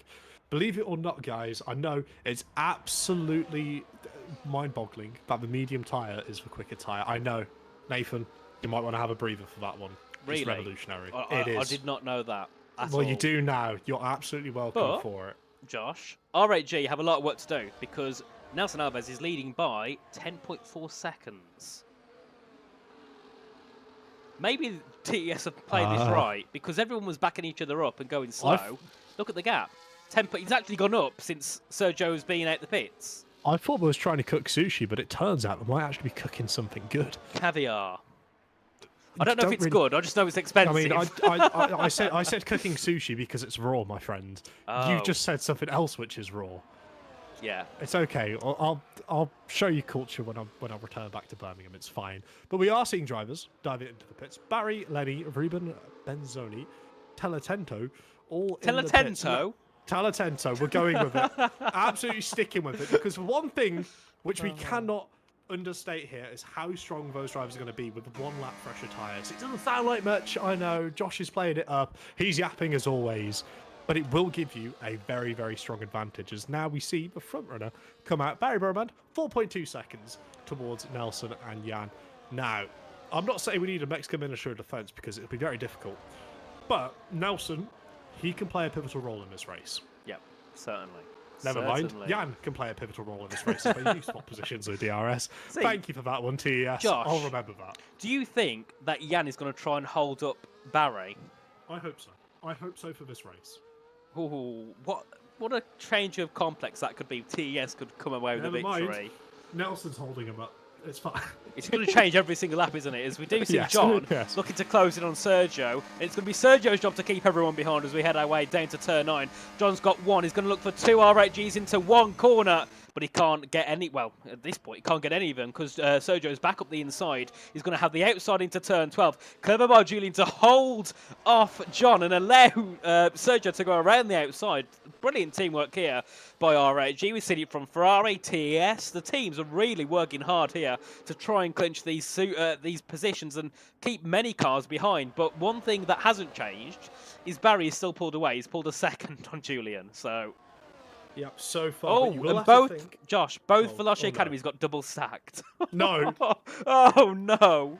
Oh, the night's got even longer for Will Gibson. Oh, my. Will Gibson. He's to blame, actually. We're going to blame Will Gibson for that. I can see it in the manager's chat already. Going back to official F1 cars. I know we all agreed on having F1 broadcast, but this is BS. I can see it. I can read it in the... Read it. It's absolutely fine. But... let's not take everything away. VA clearly show is up there, fighting in amongst that top 5. They can get back there, I believe. I have faith in them to be able to pull something out the bag. Real question is, if any of those drivers ended up getting that slight little bit of wing damage, have any of them decided to try and change a front wing? Because I don't see any drivers which would have dropped drastically. True. Which indicates to me none of them would have replaced the wing. But do you know what I love, Josh, sometimes about when people pit early? The fact that we have Pasquale Ranieri, who was like P15. He's now involved in the top 10 because he pitted a lap early and got a really good undercut. And he's going to try and hold off Ruben here as we head our way through turn 9 and 10. Ruben gets pushed wide, but can't. Well, there's nothing that Pasquale can do because Ruben just goes around the outside and boom. Into P9 we go, and then for a second was looking for a P8 manoeuvre as he gets tapped by Pasquale, heading through in towards turn number 12. And Tudor Presican now is right on the back of Pasquale. He's trying to make a move up into P10. And I've got to say, Pasquale, I love that name. I don't know what it is, but what a name. I love it. It's such a nice name to say, Pasquale. Sounds so If you love it so much, you should get it tattooed on your forearm. Should I? Yeah. If ABS win the championship, I'll tattoo Pasquale Ranieri on my back. Clip it. Everyone clip that, please. Right, and then all we're going to have to do is try and encourage the other 9 teams to deliberately throw the championship and give ABS. You think Ferrari are going to do that? Really? Come on. To give you a tattoo, I reckon it'll be absolutely hilarious. I'd love it from a social point of view. It'd be brilliant. Right, Josh, look at the gap between Barry and Jan. I don't want to. 1.3. I don't want to. I want to live in my little dream world of having TES walk away with a 1-2 here, because it would be an absolute story. I'd be so happy. Here for E-Series. It'd be brilliant for them. It would be brilliant for a great liveried car. And of course, it would cause a little bit of a disruption towards Ferrari's plans. And of course, Barry Burman, he's going to be all guns blazing. He's had such a quiet race, and we quite often know when a driver has a quiet race at the front by themselves, as soon as they see a car they can actually race with, they lose the plot. They go mental. They look to try and get overtakes left, right, and centre. This could be a phenomenal three-way battle if TES play their cards right and try and hold Barry up to the best of their abilities. But it's going to be an almighty task, considering Barry has shown absolute ultimate pace over this event, let alone in qualifying, let alone already being on the medium tyres and setting the fastest lap of this race. And Sergio here now defending from Lenny Pepinza, heading through into turn 1 here. He's going to have the outside, but backs off, heading into the braking zone. And Sergio certainly starting to drop down the field, but what?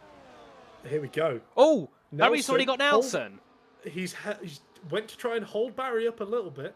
Now I'm assuming he's going to be looking for a battery dump here with a little bit of DRS as well to try and get something back, but it might be a little bit too little, too late, as Barry's already pulled towards the inside, and Jan Halliday's not really going to have too much of a say to be able to defend that one, is he? As Barry reclaims the lead of a race, yes, maybe cutting their losses and thinking it's still 7 seconds back to Julian. They're all having a fight. We could get a P2, P3 here as long as we work together, and that's exactly what they intend to do from here until the end of a race. Of course, only 7 laps remaining, but we all know how quickly things can change here in E-Series, as Sergio Sobrino's looking very intently at the back of Lenny Pepinta's car.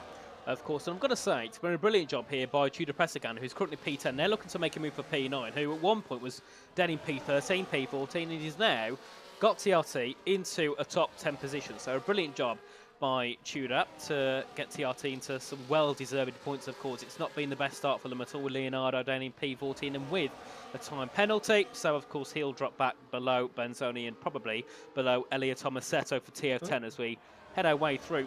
And to begin the next lap, lap 23 of 29, Barry Burman's now got a 1 second lead, so he will pull away once again. And what can TES hold off a podium here? The gap's 5.7. We got, what, 5 laps? No. Is it? 6. I can't count. 6 laps of the race to go. 5.6 seconds. Oh, it's going to be hard for TES to do it, but if they can get a podium, they'll be happy after starting P8 and P11. So, this is where I'm going to pose a question to chat. You lot are far more intelligent than myself and Nathan. I want to live in a world of copium and say TES is going to be able to get a podium here. I want to say they want to get a double podium. But they're all fighting too hard. Look at this. Chat, please let us know if you think that's feasible, because we are seeing an absolute squabble at the back here, mate. It's not even a fight. It's a pure scrap. They're going fisticuffs at the moment, aren't they? They're looking just to try and overtake one another. I don't think they've really got too much of a care of the TES cars. Oh my, Julian. What a send. What a send there from Julian. He's going to try and make 2 moves into one corner. Can he make it work? He's got past Ruben.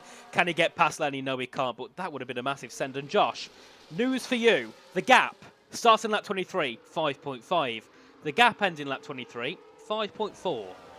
It's on. TES. TES could get a double podium, which would be mind-boggling. It would be, in my opinion, the best strategy ever in PSGL series, and I'm saying that confidently.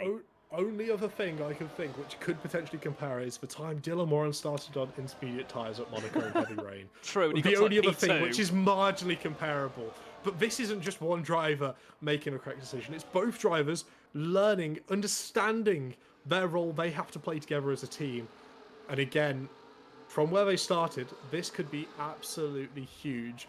John Evans is doing everything in his power to defend off the likes of Reese Linton and Lenny Pinto. Both of race clutches aren't going to have any intention in staying and waiting. They want to be able to get a podium here, and they know it's on the cards. As Julian there goes defensive, tries to break as late as possible. We've got Ruben there trying to dance himself around the outside. He's going to get a little bit of a squeeze on towards the curb, but he's still got that left-hand side line. It's a little bit of a less distance to run up towards the braking zone. And of course, he'll have the inside line in towards the hairpin. It's all where John decides to place his car. John goes towards the inside, defends off Ruben and Julian there, just having to settle back down. And once again, we are seeing Race Clutch, as we saw last season, work very well once again with each other to be able to both get past John Evans. And now they're going to be looking to try and pull away. But that's a lot easier said than done, especially around a circuit such as Abu Dhabi. Josh, and they've only gained 7/10 on this lap here. What is happening? I think TES might be on for a 2-3, which would be, I think, at the start I thought, right, medium hard. Maybe they can get a couple of positions, but here they're looking for second and third. And because people were fighting so hard, and because because John held everyone back, that's what's allowed TES to make this work. I think going into the race, they didn't know that John was going to back everyone up by like 6 seconds. So that's helped them now, heavily. Otherwise, they would have probably been like P5, P7, something like that. They would have been in the mix, but nowhere near where they are at the moment, as we do see Nelson and Jan swap around once again as we head our way to turn 6, and now Reese Linton on the attack of Lenny Pinto. Of course, these two are teammates, so they're just going to work together and try and bring home a 4-5, which would be brilliant for Race Clutch, as we do see a send further back there from Sabrino on the back of Pedreño. The two Spaniards go into battle here on the exit. Down towards turn 9 they go. Sergio's in P8 at the moment. Ruben's dropped down to P9, and Tudor is on the back looking to try and get involved and make his way up into that top 9 battle as we head our way into turn 9. Ruben's going to be on the outside of Sergio. Sergio gets a bit more grip and pulls away into P8 to help RHG claim for now P7, P8, but Ruben's going to try and go around the outside into turn 12 here, Josh. It's a risky move. He decides better of it. He tries to look for a switchback, but Sergio having a great opportunity there to just park it on the apex, not let Ruben back through. And I've got to say, after that scuffle Sergio had slightly earlier in the race, in that final sector, he's done a brilliant job to get back to touching distance with Julian, hasn't he? He's done a great job to climb himself back up into P8. But with all this still going on, that gap 4.5 seconds, 4.4 seconds, you said at the start of qualifying, when we was reading the driver lineups, you had a sneaky suspicion about TES being able to cook something up. Wow. I don't think you was thinking a Michelin star, or maybe a Pirelli star in this case. I mean, Josh, sponsors everything. I think for the first time ever, a commentator might get 2 predictions right. I said it was going to be double top 10 for TF10 in quali. I've said it's going to be, well, TES are going to do something magical in the race. And, well, at the moment, TF10 got into, both drivers into Q3, and TES are sitting second and third, had to start in P8 and P11. The commentator's curse, well, I don't want to say it too confidently, but it might be broken, Josh. It might have gone. I've vanished it. We need you to put a throw shot on for next week just to make sure. But they have had a fantastic race. Even if they don't hold on to a podium, it's been absolutely stellar so far. And as we are starting to see a couple of these drivers now taking a little bit easy, but don't worry, they're not giving up. They're still holding on to their positions. They're just saving a little bit of ERS, a little bit of battery for the final couple laps. And we all know what happens on this year's game when it comes to the final laps. It's gung-ho. Everyone goes for it. Full send, full battery deployment. No cares in the world. We could be on for a nail-biting finish here, even if it is for the top 4 with TES still maintaining a reasonable gap. It's just whether that gap's going to come down to under a second on lap 29. Indeed, it's going to be close, and it's going to be interesting. As we have seen Joe Van Bussel pit for a set of the soft tyres, he's going to look to try and take the fastest lap of the Grand Prix. It's not been a good day at all for CPR at the moment because of the penalties. We'll have Danny drop down to P15, so certainly Yeah, P15 and P20, that's not the way you want to start the season, but also FVR are going to be looking for a P17 and P19, so it's also gone very poorly for them indeed, as we do have a great battle heading down to turn 6 here. Pepinta, Evans and Linton as we head our way down to turn 9 once again here. John Evans has got the inside line here over Reese Linton. He's going to try and close in and make that move, unless then he can pull over and allow Reese to go back through his... John, though, goes to the outside of Lenny, and Lenny keeps that P4, and John gets up into P5 here ahead of Reese, and now we've got Julian Klappenbach looking to try and close in and make a move, possibly ahead of Linton as well, as we head our way down to turn number 12. But yeah, they're not going in at all, are they, Josh? Not at all. No.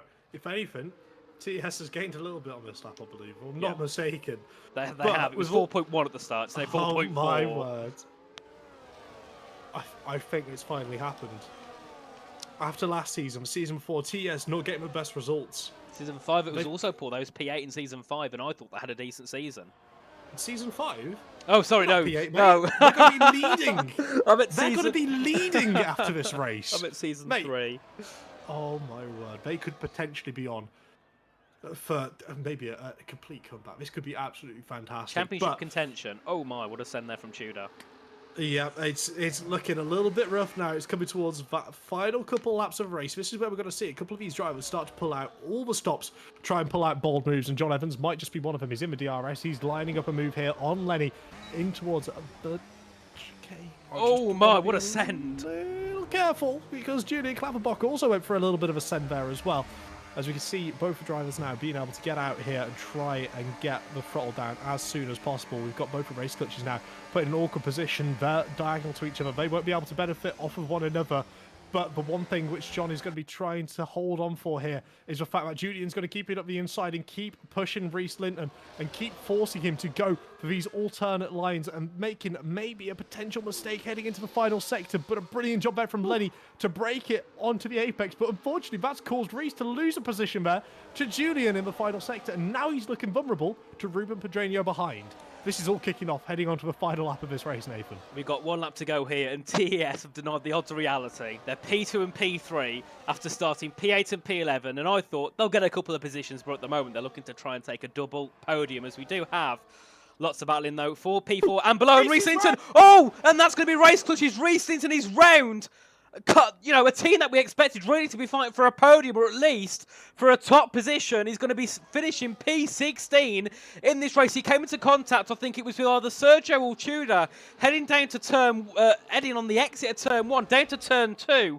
And that will be his race pretty much over as we head our way down to turn 6 once again. John Evans is on the attack here. Julian Klappenbach goes up into P4. He goes around the outside of both cars, but that's going to really make his exit quite poor as they head their way down to turn 9. And we'll see, can John get that P4? I think he might do as we head our way down to turn 9. Lenny's on the outside. Ruben's also looking to make a move, and I think Julian might be swamped here as we head our way into turn number 9, and he will. But I want to switch back to the front here. Barry Burmand, what a race it has been. He took, top of Q1, top of Q2, top of Q3. He'll look to do it and make the first ever Grand Slam victory here in PSGL E-Series through. Into the final corner comes Barry Burmand. He will start the season off brilliantly for Ferrari. He takes the victory here in Abu Dhabi. And TES, this has been one of the best, brilliant finishes ever in E-Series. A P2 and P3 after going for a completely different strategy. What a race there from TES. And John Evans for Ferrari finishes P4 ahead of Pepinta in P5. But Josh, TES, there's no words. No words. A double podium after finishing I think it's P10 in Series 3, P8 in Season 4, and they start Season 5 with the 2nd and 3rd. In formation. Coming across the line in formation has got to be the coldest thing we've ever seen here on E-Series. That would go so hard for a screenshot. TES, please get that one cooking in the background, because my word, what a race. Not only by the engineers to be able to cook up a strategy, but the drivers to execute it. Barry Burmand, a league of his own. No other comments needed. He did his job. He did exactly what he wanted to do. Got the lead, settled away. John with a great work to back up the pack, help Barry run away with this lead. But TES saw the writing on the ball, cooked up with the strategy on the mediums to the hards. The drivers knew the rules, they knew trading DRS, neither of them being selfish enough to try and pull away, none of them having an ego. and being able to get a P2 and P3 is absolutely resounding for the community team. Of course. What a race. And a day to forget for Rieslington. It was, in the contention for P4, P5, but unfortunately, after contact at turn 1, dropped down to P16 in the race. That is certainly not the way Race Clutch were expecting that to go. I think they were hoping for probably both cars in the top 6, top 7, not a car in P16. But of course, I don't know what happened, whether it was the fault of Rieslington or the fault of someone else. But of course, Barry Burman taking the victory here with the fastest lap, well, not the fastest lap, but the fastest out of everyone in the top 14 by a decent margin with a 23.0. And then we have Nelson Alves and Jan Hardy second and third. What a result for TES, a result that they've been hoping for and waiting for since the start of Season 3. And we'll have John Evans in P4 for Ferrari. Head of Lenny Pepinta, Ruben Pedreño P6, Sergio Sabino P7, Tudor Pressacan P8, and Julian Klavenbach P9. He got a penalty on the final lap, and he'll finish ahead of Riccardo Benzoni in the top 10. Then we have Elliot Tomasetto, Pasquale Ranieri, Angelo Dortenzio, Danny Van Ruyten, Leonardo Tonelato, Rieslington, Keedan Luck, Florian Van Zelta, Diego Zorzo, and Jerry Van Busselaar, full 20. And I've got to say, Josh, from the whole of my time doing commentary, the names we've had to pronounce today it's been difficult. It's been a hard one. It's been something, but again, it is brilliant to see so many new names on the grid and so many new teams making a challenge in these series. Yeah. Of course, you've got the traditional, you've got the Ferrari, you've got the Race Clutch. Yeah, I mean, but you can't take away from these new teams coming in, the likes of CPI being able to get there on the PC side, really try and make a challenge to it. Returning teams, FER, TES, ABS as well, all of them coming back, getting themselves back involved, and it's fantastic to see. But there's one team which stands out, and I would say driver of the day prediction, Nathan, but it's unfair to give it to just for one of them. It's got to go to the TES drivers. And Barry. And to be fair, yeah, Barry as well. Fastest in all the qualifying sessions, missed out on the fastest lap by half a tenth of a second. We're just waiting for an interview because Jan Hardy said he'll join in, so we'll pop ourselves onto the interview screen and we'll quickly pop out and have a look as we wait for Jan to pop into the interview room as we have him right here. We'll drag him in now. Jan, welcome in. Can you hear us? Good evening. So, well, what a result. The team did a brilliant job. P2 and P3. Of course, qualifying in Q2, you made a bit of a mistake of not going out again and unfortunately dropping down to P11. But when you went into the race, what were your expectations after starting P11? Oh, well, I was just hoping for everyone to go on hards, which happened. Like, I knew the quality wouldn't matter that much with our strategy that we prepared for the race. So I wasn't really that mad. I mean, it's unlucky because it was only 3,000s to get into Q3, and maybe I could show some kind of pace in the Q3, but, there are no points in quali, so, yeah, we just made the strat work, and yeah, that's it. Yeah, indeed. I mean, obviously, when you did that strat originally, it would have looked a little bit, unknown at first, thinking whether you could hold off from the others. But what point did you think that actually we can get this P2 and P3? Well, I thought we can get this from the start. Only thing I didn't think about was Barry holding us up to help John, maybe. Well, it looked like he will hold us up a bit, but then he went off, so I have to thank him for that. That he didn't block us and just made the strategy work. But yeah, we did some race simulations before the race, and it was clear medium hard on the raw pace. So yeah. Yeah, do you think that and went for it. Maybe if Barry didn't get, if John didn't hold everyone up, do you think it could have been P1 and P2? No, I don't think so. Because maybe then the train could work a bit better together if we had two Ferraris in the front. So I was actually quite nicely surprised that Barry went off. And yeah, I think it helped us, like I said. So yeah. Definitely. I think everyone kind of went into a manic mode at one point and was just sending moves wherever they could just to try and get John back because he was just holding them up so much. I think it was 7 seconds by the time Barry pitted. So, yeah, it helped indeed. Yeah. Josh? I will say, Jan, we can ask a question to Barry as he has now joined us here as well. Barry, was you trying to hold up the TES boys just for a little bit? Just a tiny bit. Just a tiny bit. Tiny bit. Oh my god. There you go. Yeah. Well, we've confirmed it. But yeah, no, Jan, that was absolutely fantastic. Both TES at this point, surely leading the constructor standings for the first time in E-Series history, I want to say, for TES. Brilliant work, mate. Altogether, fantastic drive. How do you feel about the second round? Do you reckon you're going to be making a return in the TES camp, or maybe a driver rotation for Austria? We'll see what the pace looks for the other guys. I think I will be there as You better be back like on the Austria. podium. Yeah, you've Probably started not it the now. podium. We'll see. I mean, I'm not that fast in the race pace. Like these esports guys are insane. Mhm. But yeah, the double podium here is. I'm not saying 1 in a million, but it's not a regular occurrence. Let's say. Feels like it. Right. Yeah, we're just gonna focus on getting top 5, top 10 results, and we'll see what happens. Indeed. Brilliant, lovely stuff. So we'll talk to you next week for the 1-2. Brilliant Oh stuff. yeah, right. Thank you very much, Chad. It's been a pleasure. Congratulations on the double podium. GG's, Jan. GG's. Thank you guys, and GG's Barry on being a beast. Yeah. You're Yeah, thanks, bro. GG's. Right, have a good one, Jan. Thanks for Oh. joining Cheers, guys. us. See you. Brilliant. Bye. And well, Barry, is there any Oh. words to describe that performance? It was just mental. I mean, you topped Q1, 2, and 3, and then you topped the race with a victory of over 5 seconds. I mean, please tell us that this is one of your best tracks, because if it's not, I'm scared for the future rounds. I mean, yeah, first of all, hello to you guys and hello to everyone who's watching. But yeah, I mean, by the looks of it, I think this is one of my good tracks in this game because even in the other league races, I'm always doing well here. I mean, I think I won PSGL as well. Obviously not on track, but and then WR won it on track, and then so yeah, I mean, it looks like it's one of my good track, and obviously when I got told that I'm gonna race today, I was like, okay, fine, time to improve the setup, and generally it was hard, but I mean at the end of the day, I wouldn't really expect to be like that crazy. But I was doing like a really good laps in the session as well, so I think that's also one of the reason why it looked like so crazy because I was actually doing like a really good laps. Yeah, Indeed. and then on top of that as well, I believe we're safe to say this, Nathan, but you are the first ever driver to get a Grand Slam of leading every single qualifying session and picking up a race win. So congratulations on that, Barry. Absolute unbelievable feat. Thank you so much. Hopefully, I'm gonna get the second one as well. No, Okay.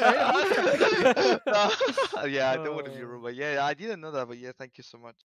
Obviously, yeah, I mean, I have to thanks John as well. Obviously, we did play as a team, and then he hold everyone up, and then obviously I made the gap, and obviously his race got way harder because of that.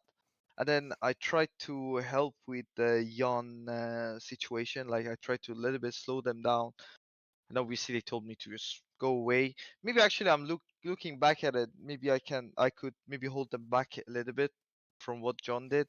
And also fastest lap, I lost it by less than half a Half a tenth. tenth. Yeah. Yeah, that was my Oh. bad though. That's the only thing I didn't do perfect, I think, tonight. But Yeah. but I mean it was a good race for a team, good huge amount of points. Yes. Yeah, absolutely. It's one of those things where you'll be able to build the confidence. Moving over to the Red Bull Ring, of course, Austria.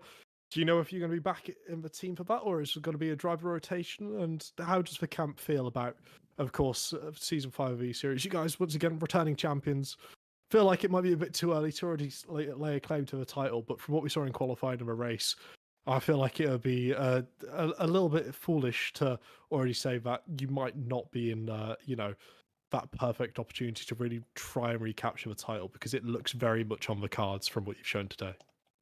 To be honest, I have no idea if I'm gonna race next race, but it also depends on the team and what is their decision.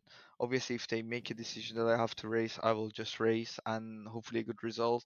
But yeah, I mean, it's really good to start well, and hopefully even if I don't race, the guy is gonna just carry this momentum hopefully, and hopefully we can get another championship in the back. Absolutely brilliant stuff. Once again, congratulations on probably the most dominant victory we've seen in PSGL E-Series for a hot minute.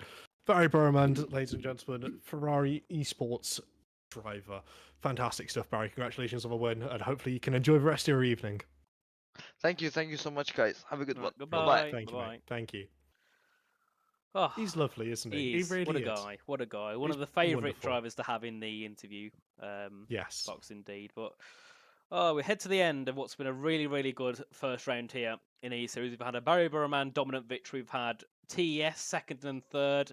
We've had chaos throughout the grid, and I mean, I think there'll be a few penalties as well post race because there was lots of banging and contact, couple. and even further back as well, there was lots of contact. Of course, we had 4 drivers at the start with wing damage, so we'll see if that gets any sort of penalty or any sort of punishment. But I mean, I think out of all the seasons, obviously you've been here with me now for was it season Yes. 3 as well, Josh?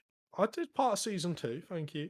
Season 2, 3, 4, and 5, and I think that's going to be the best opener we've had. I think ever. Yeah. I mean, personally, I preferred last season, but Oh that's wait, because yeah, I'm because biased. of Red Bull. Yeah, of course. Red Bull 1-2, of course, I had to be absolutely biased.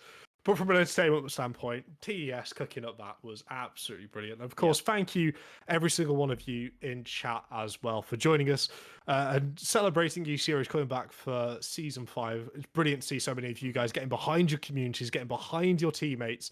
And of course, for drivers you've spent so much time sharing the tracks with. Of course, you can be rivals on the track and best mates behind it. Me and Nathan were rivals at everything, but I've got to like him here in the commentary booth. Of But course, yeah, the no, same it's to been you, an Josh. absolute Apart from the pleasure. yapping.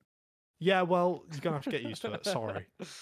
But I mean, I've got to say one quick mention. I've been looking in the chat the whole time like I normally do, and the chat today's been electric, way more than it normally is, even more than it was in qualifying when every team is here. So I've got to say thanks to everybody in the chat yet again for being, all excited, happy. I mean, TES at the end, we've got Alberto, Timo, very, very excited about, of course, getting that P2 and P3. And of course, even nice to see, drivers such as TS Coulson, who used to be in TES, Liam, who used to be a manager there, also congratulating TES on that P2 and P3. But Josh, I think that is all from us here for the first round of the season. Of course, next week we head off to Austria. Oh my, what a race that could be. I mean, Oh, last season we had a Jack West win and a race clutch bottle. I mean, generational bottle. Having wasn't it like a honestly, 5-second lead and they finished P yeah. 4 and 5?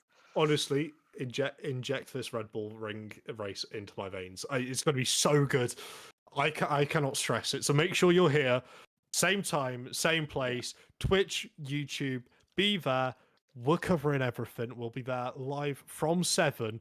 It's going to be absolutely fantastic. We won't show you the game screen again. Don't worry, you don't need to look at the avatars. Don't want to jump scare you with any more F1 24 content. But of course, we do have the PlayStation tiers. PS F1, F2, F3, and F4 getting broadcast on Monday. Unfortunately, no PC F1 on Wednesdays, but we will have the F2, the F3, the F4, and not the F5, just the F4 now. Again, I'm learning. It's brilliant. Once again, on the Thursday, cooking up with some more new graphics, new changes. Yeah. Keep your eyes out if you spot any differences. And of course, if anyone has any feedback about anything we do here at PSGL, feel free to join the Discord, contact us on socials, that being the Twitch, the Instagram, the Twitter, I'm sure we've got another one. Not tagging Facebook. Krypton either. Not tagging Krypton because he'll get angry. Don't tag Kryptonite, guys. He's just a steward. Tag Connor. Tag myself, tag Jess, tag Nathan if it's really memeable. Tag Nathan saying he's going to get a tattoo. Tag Nathan saying he was wearing his pajamas this morning. Tag Nathan saying he was wearing a dressing down. Tag Nathan saying I yap a lot. We're absolutely fine with it. But hopefully it'll be just as good next week. I cannot wait. But I feel like that's it from us, isn't it, Nathan? There's no more yapping for me to do. Yeah, that's all your yapping done. You can actually calm your voice box down for a weekend. But guys, thank you again. We'll be back next week, next Friday, 7 p.m. for round 2 of the championship, and maybe TES can do another 2-3, or maybe even a 1-2. We'll have to see. Make sure to come back and have a look next week, and we'll see what happens. So, guys, thanks for joining, and we'll be back again next time. Goodbye.